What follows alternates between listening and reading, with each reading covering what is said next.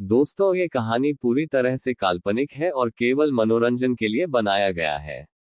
और इस कहानी में किसी भी व्यक्ति, नाम, उत्पाद या वास्तविकता का अपमान नहीं किया गया है। अगर आप लोग हमारे 145 नॉवल बॉय चैनल पर नए हैं तो वीडियो को लाइक और चैनल को सब्सक्राइब जरूर करें, ताकि हम आप तक ऐसी वीडियो पहुंचाते रहें।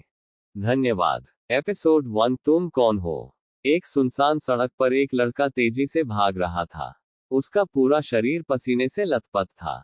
उसकी सांसें फूल रही थी और उसके कपड़े पूरी तरह से पसीने से भीग चुके थे।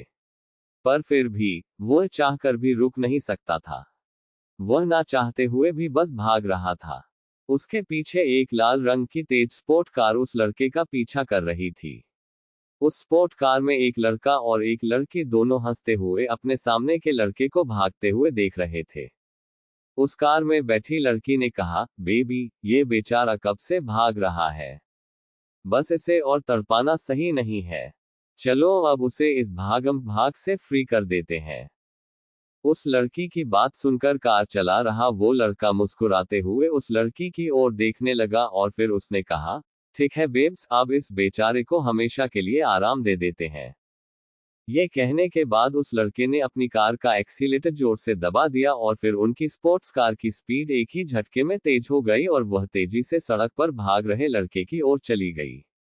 जब सड़क पर भाग रहे उस लड़के के कानों में कार की आवाज तेज और तेज होने लगी, तब उसका दिल भी तेजी से धड़कने लगा और बुरी तरह से थका हुआ होने के बाद भी उसने और तेजी से भागने की कोशिश की। लेकिन बस कुछ भी देर बाद वह स्पोर्ट्स कार उस लड़के के पास आई और फिर उस स्पोर्ट्स कार ने उस लड़के को सीधे उड़ा दिया, जिससे वह लड़का कार की टक्कर से घायल होकर सड़क पर दूर जा गिरा। उसके पूरे शरीर से खून निकलने लगा। उसका पूरा शरीर खून से लथपथ हो चुका था। उसकी सांसें भी धीमी चल रही थी। लेकिन इस टक्कर के बाद भी वह लड़का अब तक मरा नहीं था। उस लड़के को टक्कर मारने के बाद वह गाड़ी एक तेज ब्रेक के साथ रुक गई। इसके बाद उस गाड़ी से वह दोनों, लड़का और लड़की, बाहर आए और धीरे धीरे चलते हुए उस घायल लड़के के पास आ गए। उसके सिर के पास खड़े होकर उसे देखते हुए वह दोनों हंसने लगे। हा हा हा हा हा। इसके बाद उस लड़की ने कहा, बेब्स, देखो वो अब भी कितना जिद्दी है। इतनी जोर की टक्कर लगने के बाद भी वो मेरा नहीं। इस पर उस लड़के ने हंसते हुए कहा, हाँ, तो बेब्स, चलो इसकी जिद को खत्म कर देते हैं। ये कहते हुए उस लड़के ने उस लड़की को अपनी ओर खींच लिया और फिर वह दोनों उस घायल लड़के की ओर देखने लगे। इसके बाद वह लड़का अपनी कार के पास गया और वहां पर अपनी कार से उसने एक लोहे का रॉड लिया और उसके साथ खेलता हुआ वह उस घायल लड़के के पास आ गया। इसके बाद जब वह लड़का उस घायल लड़के पास गया, तब उसके बगल में खड़ी लड़की ने कहा, बेबी, क्या मैं ये कर सकती हूँ? प्लीज ये मुझे दो ना, मैं इसे अपने हाथों से करना चाहती हूँ। उस लड़की की बात सुनकर उस लड़के ने कहा, ऑफ कोर्स, व्हाई नॉट। लो, तुम ये शुभ काम अपने हाथों से करो। ये कहते हुए उस लड़के ने अपने हाथ में रखी लोहे की रॉड उस लड़की को दे दी। उस लोहे के रॉड को अपने हाथों में लेकर उसने दया भरी नजरों से उस घायल लड़के को देखा और फिर उसने कहा, ओ दक्ष, पता है तुम्हारी सबसे बड़ी गलती क्या है? तुम्हारी सबसे बड़ी गलती ये है कि तुमने मुझ पर भरोसा किया। अब देखो तुम्हें इसके लिए कितनी बड़ी सजा चुकानी पड़ रहा है। खैर, तुम चिंता मत करो, तुम्हारे मरने के बाद तुम्हारी बॉडी को हम यहीं पर छोड़ देंगे, ठीक है? ये कहने के बाद वह लड़की और लड़का दोनों उस घायल लड़के, जिसका नाम दक्ष था, उसे देखते हुए जोर जोर से हंसने लगे। हा हा हा हा हा। इस समय दक्ष की आंखों में निराशा, उदासी, बेबसी, नाराजगी और गुस्सा, सभी तरह के इमोशन दिखाई दे रहे थे। उसे अपने दिल में बहुत दर्द महसूस हो रहा था। वो ये सोचकर बहुत दुखी हो रहा था कि जिस लड़की पर उसने भरोसा करके उसकी मदद करने की कोशिश की थी, वहीं उसके साथ ऐसा कर रही थी। ये सोचकर ही उसकी आंखों से अनजाने में आंसू गिर पड़े। इसके बाद वह लड़की रॉड को लेकर शौर्य के सिर के पास आ गई और फिर वह लोहे की रॉड को जमीन से टकराने लगी। रॉड की जमीन से टकराने की आवाज दक्ष के कानों में साफ सुनाई दे रही थी, जिससे उसका दिल तेजी से धड़कने लगा और उसका पूरा दिल ही टुकड़ों में टूट गया। उसकी आंखें इस समय गुस्से से भरी हुई थी। वह अपने सामने खड़े दोनों लोगों को मारना चाहता था, लेकिन वह अब ऐसा नहीं कर सकता था। यह सोचते हुए उसका चेहरा बेबसी और गुस्से से भरा हुआ था। इसके बाद अगले ही पल उस लड़की ने अपने हाथ में रखी लोहे की छड़ को हवा में उठा और उसे जोर से दक्ष के सिर पर दे मारा। उस लड़की के इस वार से दक्ष की सांस पूरी तरह से बंद हो गई और अनिच्छा, गुस्सा और बदला लेने की भावना के साथ उसकी आंखें उन दोनों लोगों की ओर टिक गई। इस समय तक दक्ष की सांसें पूरी तरह से रूप चून की थी और वह मर चुका था। कुछ समय बाद, ये मैं कहाँ हूँ? यहाँ इतना अंधेरा क्यों है? दक्ष ने अपने आसपास देखा और पाया कि वह किसी अंधेरे कमरे में था। जब शौर्य इधर उधर देख ही रहा था, तभी उसके कानों में किसी की आवाज सुनाई दी। तुम कौन हो? ये आवाज बहुत ही कमजोर थी। ऐसा लग रहा था जैसे कि वह आवाज अब किसी भी पल बस गायब होने वाली है। उस आवाज को सुनकर दक्ष अचानक चौंक गया और फिर उसने कहा, मैं दक्ष हूं। तुम कौन हो और यहाँ इतना अंधेरा क्यों है? इस पर उस आवाज ने कहा, मैं भी दक्ष हूं। बस फर्क इतना है कि अब मैं मर रहा हूं। उस आवाज की ये बात सुनकर दक्ष अवाक रह गया और फिर उसने कहा, मर रहे हो? इसका क्या मतलब है? तब उस आवाज ने दोबारा कहा, मेरे पास अब इतना समय नहीं बचा है कि मैं तुम्हें इसके बारे में बता सकूं। मैं बस तुम्हें ये बता सकता हूं कि अब से तुम मेरे इस शरीर के मालिक हो, मेरे इस शरीर की आत्मा। मैं तुमसे बस इतनी सी विनती करना चाहता हूं कि जिसने मेरे साथ ये किया है, तुम उससे मेरा बदलो लो। बस मुझे तुमसे इसके अलावा और कुछ नहीं चाहिए। एपिसोड 2। अब ये मैं हूं।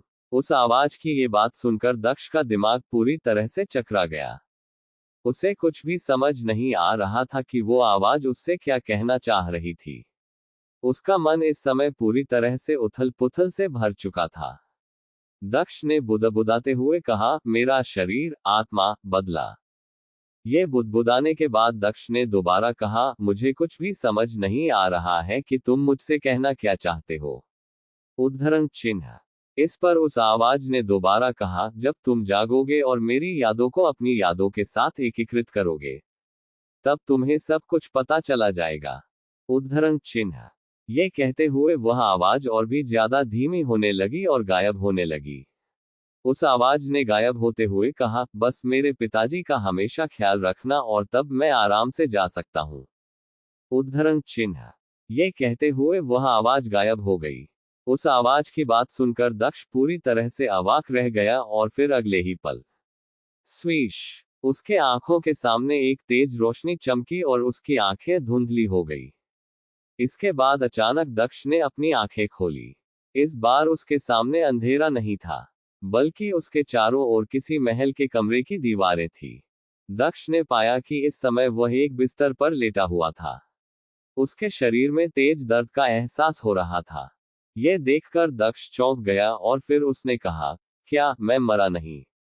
ये कौन सी जगह है? क्या मैं कोई सपना देख कर रहा हूं? उद्धरण चिन्ह। ये कहते हुए दक्ष ने उठने की कोशिश की, तब उसे अचानक अपने शरीर में तेज दर्द का एहसास होने लगा। दक्ष ने अपने दर्द को सहा और उठकर बैठ गया। जब उसने अपनी नजरें दौड़ाई, तब वह अपने चारों ओर देखकर हैरान रह गया। उसने पाया कि अब वह एक पूरी तरह से नई जगह पर आ गया था। दक्ष ने अपने मन में कहा, यह क्या बकवास है? ये मैं कहाँ आ गया हूँ? उद्धरण चिन्ह।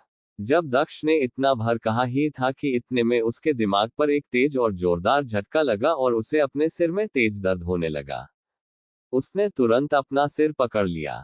उसका पूरा शरीर कांपने लगा और उसके आंखों के सामने बहुत सारी स्मृतियां और दृश्य चलने लगे। ये सभी यादें दक्ष के दिमाग में एक एक करके एकीकृत होने लगे।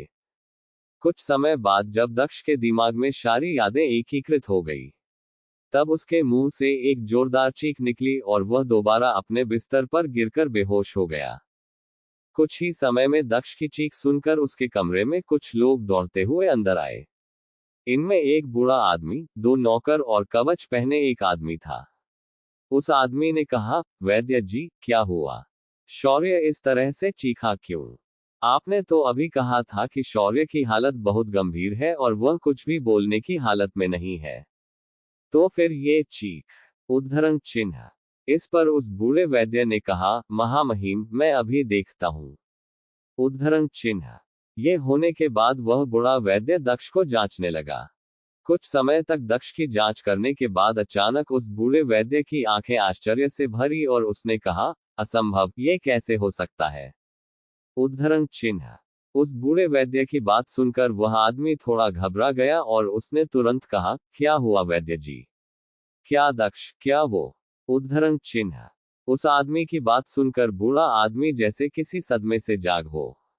उसने अपनी आश्चर्य भरी आंखों से उस आदमी की ओर देखा और फिर उसने कहा, महामहिम, मैंने आज सुबह ही राजकुमार का निरीक्षण किया था और इस बात की कोई भी संभावना नहीं थी कि वह अब बच पाएंगे। किंतु अब। उद्धरण चिन्ह। उस बूढ़े वैद्य की बात सुनकर उस आदमी के दिल की धड़कन एक पल के लिए रुकी और फिर उसने कहा, पर अब क्या वैद्य जी? उद्धरण चिन्ह।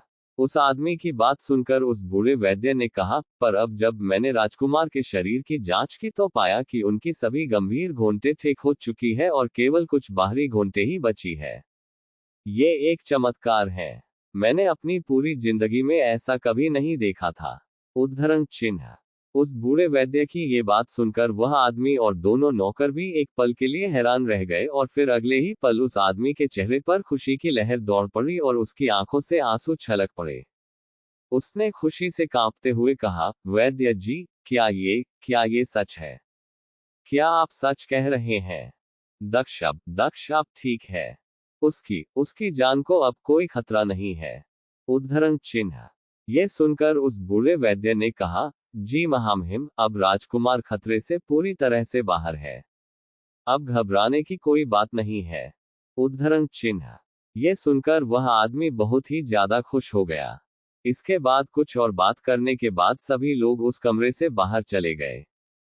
अगले दिन जब दक्ष ने दोबारा अपनी आंखें खोली, तब उसकी आंखें बिल्कुल बदल चुकी थी। उसकी आंखों में गुस्सा और दृढ़ता साफ दिखाई दे रही थी। उसने अपनी मुट्ठियों को कसकर भींच लिया। उसने खुद से कहा, दक्ष, तुम बिल्कुल चिंता मत करो। इस जीवन में मैं किसी को भी खुद को धमकाने नहीं दूंगा। जिन लोगों ने तुम्हारे साथ इतना बुरा व्यवहार किया है, मैं उन सभी से तुम्हारा बदला लूंगा। अब तुम आराम से जा सकते हो। उद्धरण चिन्ह।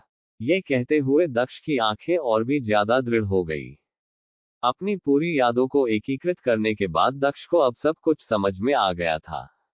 उसकी यादों को एकीकृत करने के बाद दक्ष को ये पता चला कि दक्ष अब पृथ्वी पर नहीं है बल्कि एक दूसरी दुनिया में है, जहां केवल मजबूत लोगों का ही सम्मान किया जाता था और कमजोरों को धमकाया जाता था। अपनी यादों से दक्ष को पता चला कि उसकी आत्मा अपने समान नाम वाले एक 18 वर्षीय लड़के के शरीर में आ गई है, जो अभी मृत्यु के निकट था। उसे अपनी यादों से पता चला कि कुछ समय पहले 4 पर्वतीय संप्रदाय जहां पर इस शरीर का मालिक परीक्षण के लिए या था, वहां इसी के एक चचेरे भाई ने इसकी बेरहमी से पिटाई कर दी और इसे पूरी तरह से मरने की हद तक पीट दिया। जब इसे वापस इस महल में लाया गया, तब तक इसकी सांसें पूरी तरह से कमजोर हो चुकी थी और अंत में इसकी मृत्यु हो गई। उसे अपनी यादों से इस दुनिया के बारे में भी बहुत सी बातों के बारे में पता चला, जिससे दक्ष आश्चर्यचकित रह गया। कुछ समय बाद दक्ष ने कहा, अब से ये मैं हूं और अब मुझे इस जीवन में कोई भी धमका नहीं सकता। उद्धरण चिन्ह। ये कहते हुए दक्ष की आंखें पूरी तरह से दृढ़ हो गई। Episode 3 martial spirit. 7 दिन बाद दक्ष अपने कमरे में बनी साधना कक्ष में दोनों पैरों को मोड़कर बैठा हुआ था। उसने अपनी आंखें बंद किए हुई थी। अब तक दक्ष को इस दुनिया में आए हुए लगभग एक हफ्ता बीत चुका था। इस एक हफ्ते में दक्ष को इस दुनिया के बारे में बहुत सी बातों का गहराई से पता चला। दक्ष ने अब तक अपनी यादों को पूरी तरह से एकीकृत कर लिया था। अपनी यादों को पूरी तरह से एकीकृत करने के बाद दक्ष को पता चला कि वह कुनलुन नामक एक ऐसे महाद्वीप में है, जहां लोगों की जन्मजात प्रतिभा को योद्धा की मार्शल स्पिरिट कहा जाता है। ऐसा कहा जाता है कि एक योद्धा की सारी भविष्य की उपलब्धियां उसकी मार्शल स्पिरिट से गहराई से जुड़ी होती है। मार्शल स्पिरिट कई प्रकार की हो सकती है, जैसे कि आग, पानी, बर्फ, तूफान, वायु, प्रकाश, अंधकार इत्यादि। इसके अतिरिक्त हथियार आत्माएं होती हैं, जैसे कि चाकू, तलवार, भाले, हल इत्यादि। इसके अतिरिक्त कुछ पशु आत्माएं भी होती हैं, जैसे कि गेंडा, वानर, सांप, शेर, पक्षी इत्यादि।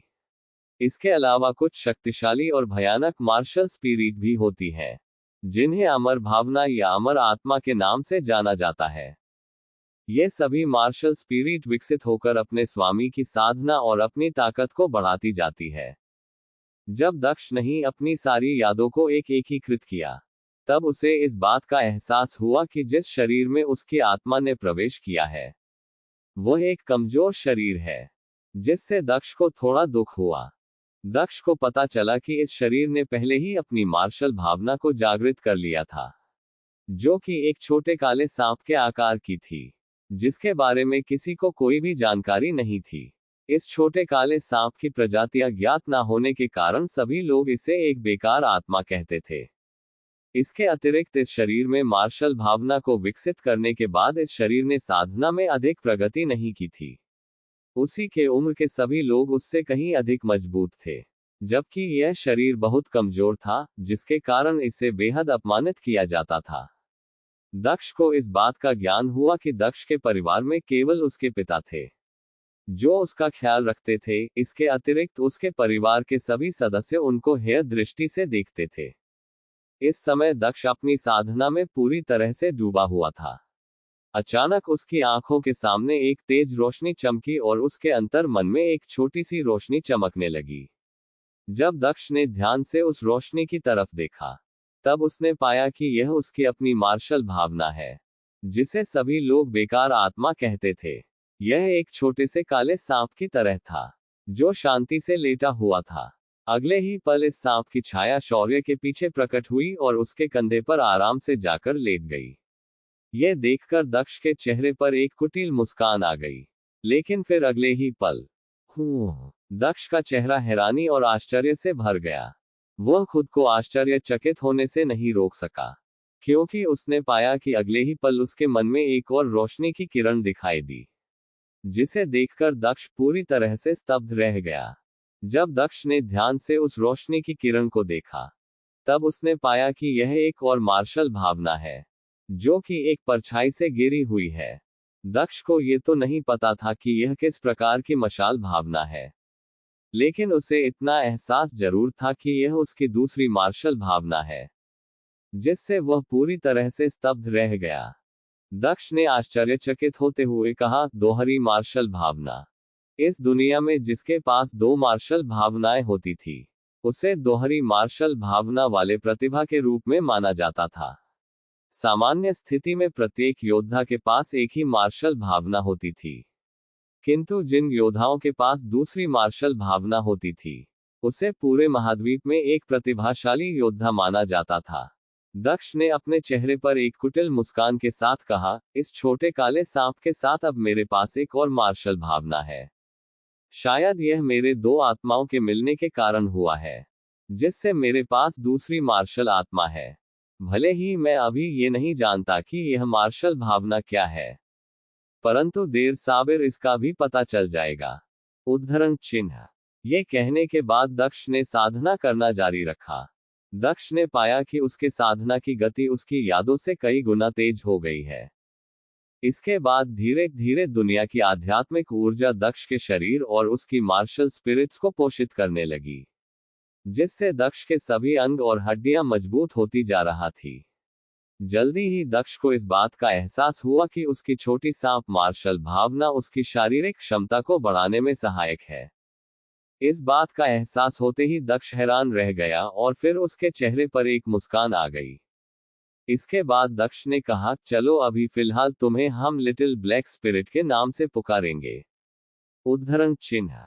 इसके बाद फिर लगभग 4 घंटे बाद दक्ष ने एक गहरी सांस छोड़ी, जिससे सफेद दूधिया धुंध उसकी नाक से बाहर निकली। इसके बाद दक्ष को एहसास हुआ कि उसका पूरा शरीर तरोताजा हो गया है। यह महसूस करते हुए दक्ष के चेहरे पर मुस्कान आ गई। इसके बाद दक्ष ने अपनी मुट्ठी को कसकर जकड़ लिया और अपनी ताकत को महसूस करने लगा। इसके बाद दक्ष ने कहा, तो ये है एक योद्धा की ताकत, बहुत खूब। ये कहने के बाद दक्ष अपनी जगह से उठ खड़ा हुआ और अपने साधन कक्ष से बाहर चला गया।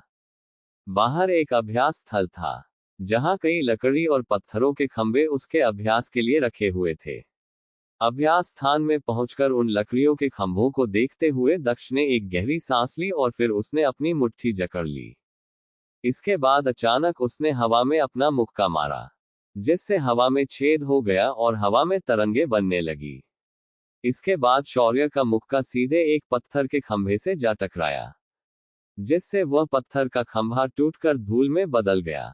लेकिन इसके बाद भी हवा का दबाव कम नहीं हुआ और वह 2 मीटर आगे जाकर एक और पत्थर के खंभे से जा टकराया, जिससे उस पत्थर के खंभे में दरारें पड़ गई और वह टूटने के कगार पर आ गया। यह देखकर दक्ष के चेहरे पर एक संतुष्टि भरी मुस्कान आ गई। एपिसोड 4 दक्ष के पिता। इसके बाद दक्ष ने कहा, इस मुट्ठी की ताकत कम से कम 60 क्रूर हाथियों की ताकत के बराबर है। लगता है कि लिटिल ब्लैक स्पिरिट ने मेरे गति और समझने की क्षमता को कई गुना बढ़ा दिया है। उद्धरण चिन्ह। दरअसल सभी लोग जिस कारण से दक्ष को एक बेकार और नालायक इंसान समझते थे, वह थी उसके समझने की कम क्षमता, जिसके कारण वह एक साधारण से मार्शल आर्ट तकनीक को भी सीख पाने में असमर्थ था। लेकिन अब मार्शल आर्ट की भावना के साथ उसकी समझने की क्षमता में काफी वृद्धि हो गई थी, जिसके कारण दक्ष की साधना की गति में भी तेजी आई थी। दक्ष ने कहा, एक व्यक्ति के शरीर की गुणवत्ता को बढ़ाने में सक्षम होना, ऐसा लगता है कि मेरी लिटिल ब्लैक स्पिरिट कोई साधारण मार्शल स्पिरिट नहीं है। उद्धरण चिन्ह। जब दक्ष ये सब सोच रहा था, तभी वहां पर एक आवाज आई, दक्ष। इस आवाज के साथ ही एक अधेड़ उम्र का आदमी अभ्यास स्थल पर आया। वह एक मजबूत शरीर और मजबूत स्वभाव वाला व्यक्ति था, जो कुछ हद तक दक्ष जैसा ही दिखता था। यह अधेड़ उम्र का आदमी इस जीवन में दक्ष का पिता और सेन परिवार के प्रमुख आदित्य सेन थे। अभ्यास स्थल में आने के बाद आदित्य सेन ने दक्ष की तरफ देखते हुए कहा, दक्ष क्या आप ठीक है? उद्धरण चिन्ह। ये कहते हुए आदित्य सेन थोड़ा कांप रहे थे, क्योंकि कुछ समय पहले ही 4 पर्वतीय संप्रदाय से जब दक्ष को वापस लाया गया था, उस समय उसकी हालत बहुत ही खराब थी और वह मृत्यु के कगार पर था। इसलिए वह दक्ष के लिए बहुत ही चिंतित थे। आदित्य सेन की बात सुनकर दक्ष ने कहा, हाँ पिताजी, मैं ठीक हूँ। इस पर आदित्य सेन ने अपना सिर हिलाया और फिर उन्होंने गंभीरता से कहा, दक्ष, आपके साथ ये किसने किया था? उद्धरण चिन्ह। ये कहते हैं कि बाद अचानक आदित्य सेन के शरीर से अनजाने में एक अलौकिक आश्चर्यजनक ठंड निकलने लगी, जिससे दक्ष को लगा कि उसका शरीर जमने वाला है। तब दक्ष ने कहा, पिताजी, वास्तविक आत्मा स्तर पर एक मजबूत योद्धा है। केवल अपनी ऊर्जा से ही वह अपने नीचे के किसी भी व्यक्ति को मारने या दबाने में सक्षम हो सकते हैं। उद्धरण चिन्ह। ये कहते हुए दक्ष को आश्चर्य हुआ। इस दुनिया में प्रत्येक योद्धा के साधना के अलग अलग चरण होते हैं, जिनमें सबसे पहला मानव चरण होता है, जिसमें योद्धा स्वर्ग और पृथ्वी के ऊर्जा को अपने शरीर में परिष्कृत करता है और अपनी आत्मा को घोषित करके अपने शरीर और आत्मा को मजबूत बनाता है। मानव चरण के बाद आत्मा चरण आता है, जिसमें सफलता हासिल करने का मतलब होता है कि कोई भी व्यक्ति और अधिक मजबूत हो सकता है और सिर्फ अपने एक हाथ से एक व्यक्ति को मार सकता है, और आदित्य सेन भी आत्मा चरण के विश्व प्रसिद्ध योद्धाओं में से एक थे। आदित्य सेन ने दक्ष से यह बात एक से अधिक बार पूछा था, किंतु दक्ष ने कभी भी इसका उत्तर नहीं दिया। दक्ष ने अपने पिता की ओर देखते हुए कहा, पिताजी, कृपया इस मामले को मुझे ही संभालने दे। उद्धरण चिन्ह। दक्ष ने अपने पिता को ये कभी नहीं बताया कि उसके तीसरी चाचा के बेटे ध्रुव सेन ने उसे घायल कर दिया था। सेन परिवार में उसके तीसरे चाचा और सबसे बड़े चाचा मिलकर काम करते थे और हमेशा परिवार की मुखिया की कुर्सी के लिए उसके पिता से लड़ते रहते थे। उनकी ताकत और उनका प्रभाव आदित्य सेन की तुलना में कमजोर नहीं था। इस बात को भी जोड़ते हुए कि ध्रुव सेन की प्रतिभा काफी अच्छी है और वह 4 पर्वतीय संप्रदाय के उत्कृष्ट छात्रों में से एक है। यही कारण है कि ध्रुव सेन ने दक्ष को गैरकानूनी तरीके से खत्म करने का साहस किया। यह नफरत दक्ष खुद ही सुलझाना चाहता था। इधर अपने पुत्र की ऐसी बातें सुनकर आदित्य सेन आश्चर्यचकित रह गया। उन्होंने देखा कि दक्ष का स्वभाव बहुत बदल गया है और उसकी आंखें दृढ़ हो गई है। उन्होंने ये भी महसूस किया कि अब दक्ष वह कमजोर और निराश व्यक्ति नहीं रहा। उन्हें ऐसा प्रतीत हुआ कि यह घटना दक्ष के लिए एक आशीर्वाद के समान थी। इससे आदित्य सेन प्रसन्न हो गए। इसके बाद आदित्य सेन ने कहा, दक्ष, कल मेरे साथ का परिवार की बैठक में चलो। मैं देखना चाहता हूं कि वह मुझे मेरे पद से कैसे हटाना चाहते हैं। उद्धरण चिन्ह। इस पर दक्ष ने भी हाँ में अपना सिर हिलाया। रात के समय सेन परिवार के पास के जंगल में दक्ष जमीन पर पैर मोड़कर बैठा हुआ था और उसके पीछे एक छोटी काले सांप की आत्मा थी, जो कि दक्ष की अपनी मार्शल स्पिरिट थी। अपने प्रशिक्षण के दौरान दक्ष ने पाया कि जब वह अपनी लिटिल ब्लैक स्पिरिट का उपयोग करता था, तब उसके अभ्यास की गति 5 से 6 गुना अधिक धीमी हो जाती थी। इसलिए उसे खुद को आगे बढ़ाना पड़ा और अपने प्रशिक्षण के दौरान अपनी लिटिल ब्लैक स्पिरिट का उपयोग करते समय होने वाली अतिरिक्त मानसिक थकान को नजरअंदाज करना पड़ा। अब जबकि भगवान ने उसे दूसरा मौका दिया था, इसलिए उसे अपना जीवन से अच्छे जीना होगा। इस महाद्वीप में केवल ताकतवर लोगों का ही सम्मान और प्रशंसा की जाती है, फिर चाहे वह जो कुछ भी करे। इस समय दक्ष के चारों ओर एक हल्की दूधिया रोशनी लिपटी हुई थी, जो अंधेरे में काफी चमक रही थी। ऐसा प्रकाश तभी प्रकट होता है जब स्वर्ग और पृथ्वी की ऊर्जा एक निश्चित सीमा में संयमित हो जाती है। जब प्रतिभाशाली लोग अभ्यास करते हैं, तो उनके शरीर के चारों ओर स्वर्ग और पृथ्वी की ऊर्जा इकट्ठा होने की गति तेज होती है, और इस समय दक्ष इसी स्थिति में था। अभी दक्ष लगातार सांसें ले रहा था, जिससे स्वर्ग और पृथ्वी की ऊर्जा उसके शरीर में बह रही थी और उसकी रक्त वाहिकाओं में घुस रही थी, जिससे उसकी हड्डियां और शारीरिक अंग मजबूत हो रहे थे। कुछ समय बाद रोशनी चमकी और दक्ष का शरीर अचानक एक ब्लैक होल जैसा हो गया और एक ही पल में उसने पूरे स्वर्ग और पृथ्वी की ऊर्जा को अपने शरीर में निगल लिया। इसके बाद आंखें खोलते ही दक्ष की आंखों पर प्रकाश चमक उठा। इसके बाद दक्ष खड़ा हो गया और मुस्कुराने लगा। वह एक ही रात में मानव चरण के साधारण ऊर्जा के 6वें स्तर पर पहुंच गया था। हालांकि इससे दक्ष संतुष्ट नहीं था। अपनी यादों से वह जानता था कि साधारण ऊर्जा के 9 स्तर केवल मार्शल आर्ट के शुरुआती बिंदु थे। वास्तविक मार्शल आर्ट विशेषज्ञ आकाश में उड़ सकता है और उच्चतम स्वर्ग से परे यात्रा करने में सक्षम हो सकता है। इसके बारे में सोते हुए दक्ष ने अपनी मिट्टी घुमाए और हवा में वार किया, जिससे हवा में तेज विस्फोट हुआ और आसपास के बांस फट गए। मानव चरण में साधारण ऊर्जा को 9 स्तरों में विभाजित किया गया है। प्रत्येक स्तर की वृद्धि के साथ किसी भी योद्धा की ताकत बहुत अधिक बढ़ जाती थी। अभी दक्ष साधारण ऊर्जा के केवल 6वें स्तर पर था।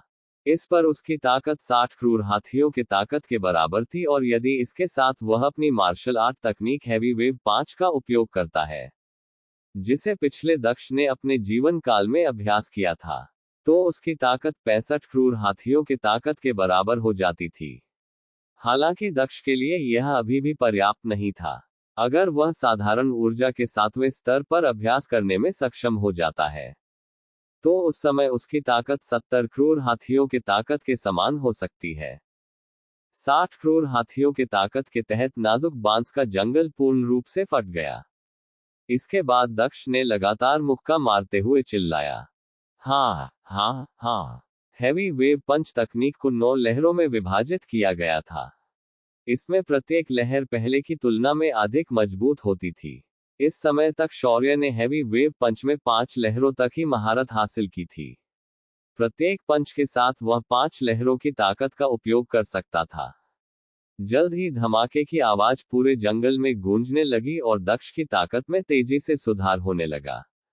जल्द ही हैवी वेव पंच की ताकत 7वीं और फिर 8वीं लहर तक पहुंच गई। हैवी वेव पंच की 8 लहरों की शक्ति से पूरा बांस का जंगल धूल में बदल गया। सामने बांस के जंगल को देखते हुए दक्ष ने एक गहरी सांस ली और फिर उसने कहा, 8 लहरें काफी मजबूत है। उद्धरण चिन्ह। हैवी वेव पंच तकनीक की समझ हासिल करने के बाद दक्ष ने जल्द ही 2 चरणों को पार करने में सफलता हासिल की थी और 8वीं लहर तक पहुंच गया था। यह ध्यान देना चाहिए कि मार्शल आर्ट तकनीक बाद के चरणों में जैसे जैसे आगे बढ़ती जाती है, वैसे वैसे उसे प्रशिक्षित करना और अधिक कठिन होता जाता है। इस समय दक्ष ने कहा, अब मेरे पास 75 क्रूर हाथियों की ताकत होनी चाहिए, और जब तक मैं कठोर और कोमल तत्व दोनों को एक साथ संयोजित करने की धारणा को पूरी तरह से समझ लेता हूं, तब तक मेरी हैवी वेव पंच तकनीक पूरी हो जाएगी। उद्धरण चिन्ह। ये कहते हुए दक्ष को अपने दिल में खुशी महसूस हुई। बाद के चरणों में मार्शल तकनीक का अभ्यास करना कठिन हो जाएगा, लेकिन इससे मार्शल तकनीक की शक्ति कई गुना अधिक मजबूत भी हो जाएगी। दक्ष के पास अब 75 क्रूर हाथियों की ताकत के बराबर ताकत है। अब अगर उसे साधारण ऊर्जा के 7वें स्तर के एक योद्धा का सामना करना पड़ा, तब भी दक्ष उससे लड़ाई करने में सक्षम होगा। अतीत में दक्ष को उन लोगों द्वारा नीची दृष्टि देखा जाता था, क्योंकि वह एक साधारण ऊर्जा के 5वें स्तर के योद्धा के खिलाफ भी जीतने में सक्षम नहीं था। लेकिन अब हालांकि वह केवल 7 दिन के लिए ही इस दुनिया में आया था, पर अब उसमें सुधार हुआ था और उसके पास अब साधारण ऊर्जा के 7वें स्तर की ताकत थी। एपिसोड 5 दीपंकर सेन का पुत्र। अगले दिन सुबह सुबह सेन परिवार विशेष रूप से जीवंत दिखाई दे रहा था। यह पारिवारिक बैठक के कारण था, जो जल्द ही शुरू होने वाली थी, और हर कोई हवेली के बीच मैदान की ओर जा रहा था। सेन परिवार में इस समय सभी लोग कानाफूसी कर रहे थे।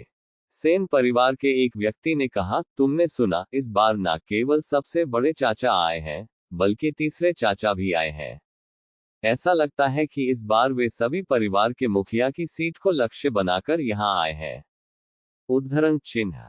तब दूसरे युवक ने कहा, हे, यद्यपि परिवार के मुखिया मजबूत है, फिर भी उनका पुत्र शायद पहले ही मर चुका होगा। यहां तक कि 4 पर्वतीय संप्रदाय के लोगों द्वारा उसे व्यक्तिगत रूप से वापस भेज दिया गया था, जिससे सेन परिवार का चेहरा पूरी तरह से खराब हो गया है। इसके अलावा सबसे बड़े चाचा हमेशा परिवार के मुखिया से असंतुष्ट रहे हैं, इसलिए वह निश्चित रूप से इस अवसर का उपयोग परिवार की मुखिया पर आरोप लगाने के लिए करेंगे। कौन जानता है कि परिवार के मुखिया की कुर्सी आज अपना मलिक बदल ले। उद्धरण चिन्ह। इसी तरह की चर्चाएं सेन परिवार में चल रही थी। आज की पारिवारिक बैठक निश्चित रूप से असाधारण होनी चाहिए। इसी समय हवेली के बीच मैदान में आदित्य सेन और दक्ष दोनों आए। यहां दक्ष को सुरक्षित और स्वस्थ देखकर अनगिनत लोगों का चेहरा आश्चर्य से भर गया। उनमें से कुछ तो ये भी सोचकर आश्चर्यचकित रह गए कि ये दक्ष अभी तक मारा कैसे नहीं। लेकिन आदित्य सेन की ताकत के डर से उनमें से किसी ने भी अपने मन की बात कहने की हिम्मत नहीं की। जब आदित्य सेन और दक्ष वहां पर आए, तभी एक तीखी आवाज अचानक सुनाई दी, ये कचरा निश्चित रूप से भाग्यशाली है कि वह अभी तक मार नहीं। उद्धरण चिन्ह। इस आवाज को सुनकर वहां मौजूद सभी लोग अपना सिर ऊपर उठाकर उस आवाज की ओर देखने लगे। उन सभी देखा कि जो व्यक्ति अभी बोल रहा था, वह एक युवक था। यह युवक दीपंकर सेन का पुत्र था, जो कि सेन परिवार के तीसरे चाचा थे। इस युवक का नाम विपिन सेन था। विपिन सेन और दक्ष दोनों एक ही उम्र के थे। हालांकि विपिन सेन साधारण ऊर्जा के 6वें स्तर पर था। विपिन सेन को देखकर एक युवक ने कहा, तो यह विपिन सेन था। इसमें कोई ऐश्वर्या की बात नहीं कि उसने ऐसा कहने का साहस किया। उद्धरण चिन्ह। इसके बाद जब वहां मौजूद लोगों ने दीपंकर सेन और अर्नव सेन को एक साथ वहां आते हुए देखा, तो वह सभी समझ गए कि ये दोनों यहां गलत इरादे से आए हैं।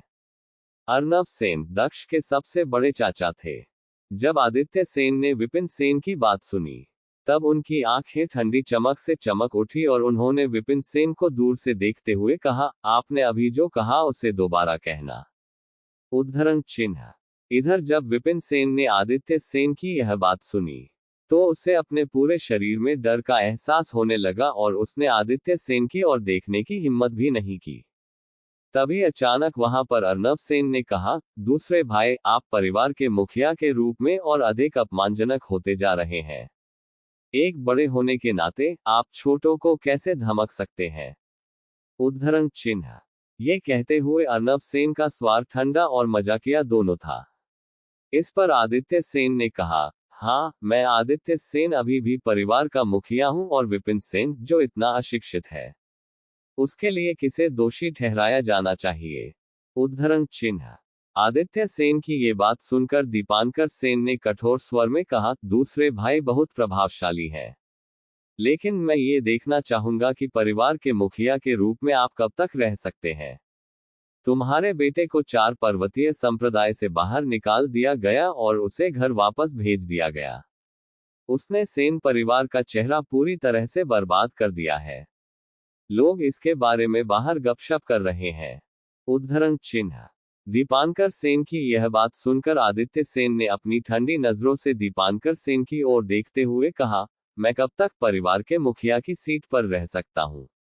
दीपांकर सेन, क्या आप ये कहना चाह रहे हैं कि मैं जल्द ही परिवार के मुखिया के रूप में अपना पद छोड़ सकता हूं? क्या आपको लगता है कि आपको ये पद मिल सकता है? क्या आप इसके योग्य हैं? उद्धरण चिन्ह। ये कहने के बाद आदित्य सेन ने एक कदम आगे बढ़ाया और उनके शरीर से अचानक ठंडी ठंडक निकलने लगी, जिससे विपिन सेन दौड़कर दीपांकर सेन के पीछे छुप गया, क्योंकि उसे लगा कि उसका शरीर बर्फ जैसा ठंडा हो रहा है। आदित्य सेन की ये बात सुनकर दीपांकर सेन ने अपने दांत पीसते हुए कहा, मैं योग्य हूं या नहीं, इस पर अंतिम निर्णय केवल बड़ों का ही हो सकता है। तुम्हारे इसके बारे में कोई राय नहीं हो सकती है। उद्धरण चिन्ह। ये कहते हुए दीपांकर सेन का चेहरा काला पड़ गया। उसे उम्मीद नहीं थी कि आदित्य सेन आज इतना दबंग हो जाएगा और अपने सामान्य स्वभाव से इतना अलग व्यवहार करेंगे। दीपांकर सेन की इस बात पर आदित्य सेन ने कहा, तो आपने इसे स्वीकार कर लिया है कि मैं आदित्य सेन अभी भी परिवार का मुखिया हूं। आपके पुत्र ने मेरे पुत्र को मेरे सामने अपमानित किया है, तो वह किस प्रकार की सजा का पात्र है। उद्धरण चिन्ह। ये कहते हुए आदित्य सेन पीछे नहीं हटे और ठंडी हवा और भी भारी हो गई। आसपास की हवा का तापमान लगातार गिर रहा था और बर्फ की सफेद परत बनना शुरू हो गया था। यह देखकर भीड़ में चर्चा शुरू हो गई। किसी ने कहा, परिवार का मुखिया निसंदेह परिवार का मुखिया होता है। उन्होंने अपनी गरिमा दिखाते हुए सबसे पहले तीसरे चाचा के ऊपर सवाल उठाया। उद्धरण चिन्ह। भीड़ में खड़े लोगों के दिल में आदित्य सेन के लिए सम्मान और प्रशंसा का संकेत दिखाई दे रहा था। उन्होंने सोचा था कि आदित्य सेन तीसरे चाचा और सबसे बड़े चाचा द्वारा शुरू किए गए जल से निष्क्रिय रूप से निपटेंगे। आदित्य सेन की बात सुनकर इधर दीपांकर सेन ने कहा, आदित्य सेन, क्या तुम्हें लगता है कि मैं तुमसे डरता हूं? उद्धरण चिन्ह। इतना कहने के बाद एक शक्तिशाली गर्मी की लहर उठी और ठंड से डटकर मुकाबला करने लगी। यह देखकर दक्ष ने कहा, पिताजी के पास बर्फ की मार्शल आत्मा है और इसलिए वह मुख्य रूप से बर्फ तकनीक का अभ्यास करते हैं। हालांकि दीपांकर सेन के पास अग्नि मार्शल आत्मा है और इससे वह मुख्य रूप से अग्नि तकनीक का अभ्यास करते हैं। किंतु जल अग्नि का अभिशाप है।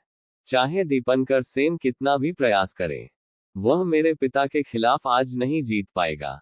इस बार उसका हारना निश्चित है। उद्धरण चिन्ह। ये कहने के बाद दक्ष, जो कि किनारे पर खड़ा था, वह अर्नव सेन उनकी ओर देखने लगा। इसी समय अर्नव सेन ने कहा, दूसरे भाई, परिवार की बैठक जल्द ही शुरू हो रही है। क्या ऐसा हो सकता है कि परिवार के मुखिया के रूप में आप यह मानते हैं कि परिवार के बुजुर्ग आपके ध्यान के लायक भी नहीं है? उद्धरण चिन्ह। सेन परिवार में बुजुर्गों के पास सर्वोच्च अधिकार होता है। वह परिवार के अगले मुखिया को नियुक्त करने का अधिकार रखते हैं। इसलिए आदित्य सेन पर दबाव डालने के लिए और उन्हें एक कदम पीछे हटाने के लिए अर्नव सेन ने बड़ों की उपस्थिति की शक्ति का इस्तेमाल किया। इस पर आदित्य सेन ने कहा, क्या आप मुझे धमकाने के लिए बड़ों की शक्ति का उपयोग करना चाहते हैं? उद्धरण चिन्ह। इस पर अर्नव सेन ने कहा, नहीं, मैं बस आपको ये याद दिला रहा हूं कि कुछ ही समय में पारिवारिक बैठक शुरू हो जाएगी। उद्धरण चिन्ह। यह सुनकर आदित्य सेन ने कहा, इसके बाद आदित्य सेन ने दीपांकर सेन के प्रति तिरस्कार की दृष्टि से देख और फिर कुछ भी कहे बिना वह दक्ष के साथ वहां से चले गए। दीपांकर सेन ने आदित्य सेन की आंखों में अपने लिए तिरस्कारपूर्ण भाव देखा, जिसके कारण उसकी आंखें ठंडी हो गई। उसने कहा, इस बार तुम्हारे बेटे का भाग्य भाग्यशाली था कि वह अभी भी जीवित है। लेकिन अगली बार वह इतना भाग्यशाली नहीं होगा। उद्धरण चिन्ह। दीपंकर सेन के सबसे बड़े बेटे ध्रुव सेन के पास 4 पार्वती संप्रदाय के उत्कृष्ट शीर्षक है और उसे आंतरिक शिष्य के रूप में बदलने में केवल कुछ ही समय लगेगा। भले वह आंतरिक शिष्यों में केवल एक कनिष्ठ हो। जैसे जैसे उसकी स्थिति बढ़ती जाएगी, वैसे वैसे उसके पिता की स्थिति भी परिवार में बढ़ती जाएगी। उस समय परिवार में उसका स्थान भी स्वाभाविक रूप से बढ़ जाएगा। दूसरी ओर अर्नव सेन की बेटी और भी अधिक प्रतिभाशाली है। वह पहले से ही स्वर्गीय पर्वत संप्रदाय के आंतरिक शिष्यों में शामिल हो चुकी थी और उसका भविष्य उज्जवल और असीमित है। तीनों भाइयों में केवल आदित्य सेन का बेटा ही कमजोर प्रतिभा वाला है और उसे एक बेकार और नालायक युवक कहा जाता है। दीपांकर सेन और अर्नव सेन इसी पर भरोसा कर रहे हैं। जल्द ही सेन परिवार के सभी लोग मैदान में जमा हो गए और मैदान के बीच में हरे पत्थर का एक स्टेज बना हुआ था, जिसके ऊपर सेन परिवार के मुख्य निर्णयकर्ता बैठे हुए थे। एपिसोड 6 आदित्य सेन की मजबूत ताकत। इसके बाद उस मंच पर सबसे पहले दीपंकर सेन खड़े हुए और उन्होंने सीधे सम्मान पूर्वक कहा, बुजुर्गों, कुछ दिन पहले 4 पर्वतीय संप्रदाय के लोगों का हमारे घर आना सम्मान की बात थी। हालांकि यह वास्तव में हमें एक अधमरे बेकार युवक को भेजने के लिए था, जिससे हमारे परिवार का चेहरा पूरी तरह से खराब हो गया है। इसलिए मैं दक्ष को परिवार से अलग करने का सुझाव देता हूं। उसके पास सेन परिवार का हिस्सा बनने की योग्यता नहीं है। उद्धरण चिन्ह। जब आदित्य सेन ने दीपांकर सेन की ये बात सुनी तब उन्हें बहुत गुस्सा आया। वह दीपंकर सेन के लक्ष्य के बारे में स्पष्ट रूप से जानते थे। वह केवल ये देखना चाहते थे कि दूसरा पक्ष उनके बेटे को परिवार से बाहर कैसे निकलेगा और परिवार के मुखिया के पद पर कैसे कब्जा करेगा। लेकिन उन्होंने ये कभी नहीं सोचा था कि वह सीधे इस मुद्दे पर अपनी बात रखेंगे। इसके बाद आदित्य सेन ने कहा, वास्तव में आप सीधे मुद्दे पर आने के लिए बहुत स्पष्ट है, लेकिन मैंने परिवार के मुखिया के रूप में अभी तक कुछ भी नहीं कहा है। तो आपकी बात करने की बारी पहले कैसे आई? आप पहले अपनी सीट पर वापस जाएं। उद्धरण चिन्ह। इस पर अर्नव सेन ने सीधे आदित्य सेन को जवाब देते हुए अपनी दबंग आवाज में कहा, दूसरे भाई, तुमने जो कहा वह ठीक नहीं है। भले ही आप परिवार के मुखिया हैं, लेकिन तीसरे भाई को भी परिवार का सदस्य माना जाता है। वह केवल परिवार के बारे में सोच रहा था। आपके बेटे ने वास्तव में हमारे परिवार का चेहरा पूरी तरह से खराब कर दिया है और इसे निष्कासित कर देना चाहिए। उद्धरण चिन्ह। इस पर आदित्य सेन ने कहा, दक्ष मेरा अपना बेटा है, मैं स्वयं उसे शासित करूंगा। यह परिवार से किस प्रकार संबंधित है और यह निश्चित रूप से आपके ऊपर भी निर्भर नहीं है। अर्नव सेन, मुझे पता है कि आपकी नजर मेरे पद पर है। चलो मैं आज तुम्हें ये सुझाव देता हूं। आज तुम्हारा और मेरा द्वंद्व होगा। यदि आप जीत गए तो मैं अपने बेटे के साथ परिवार छोड़ दूंगा, लेकिन यदि आप हार जाते हैं तो बेहतर होगा कि आप ऐसी बकवास बात करना बंद करें। उद्धरण चिन्ह।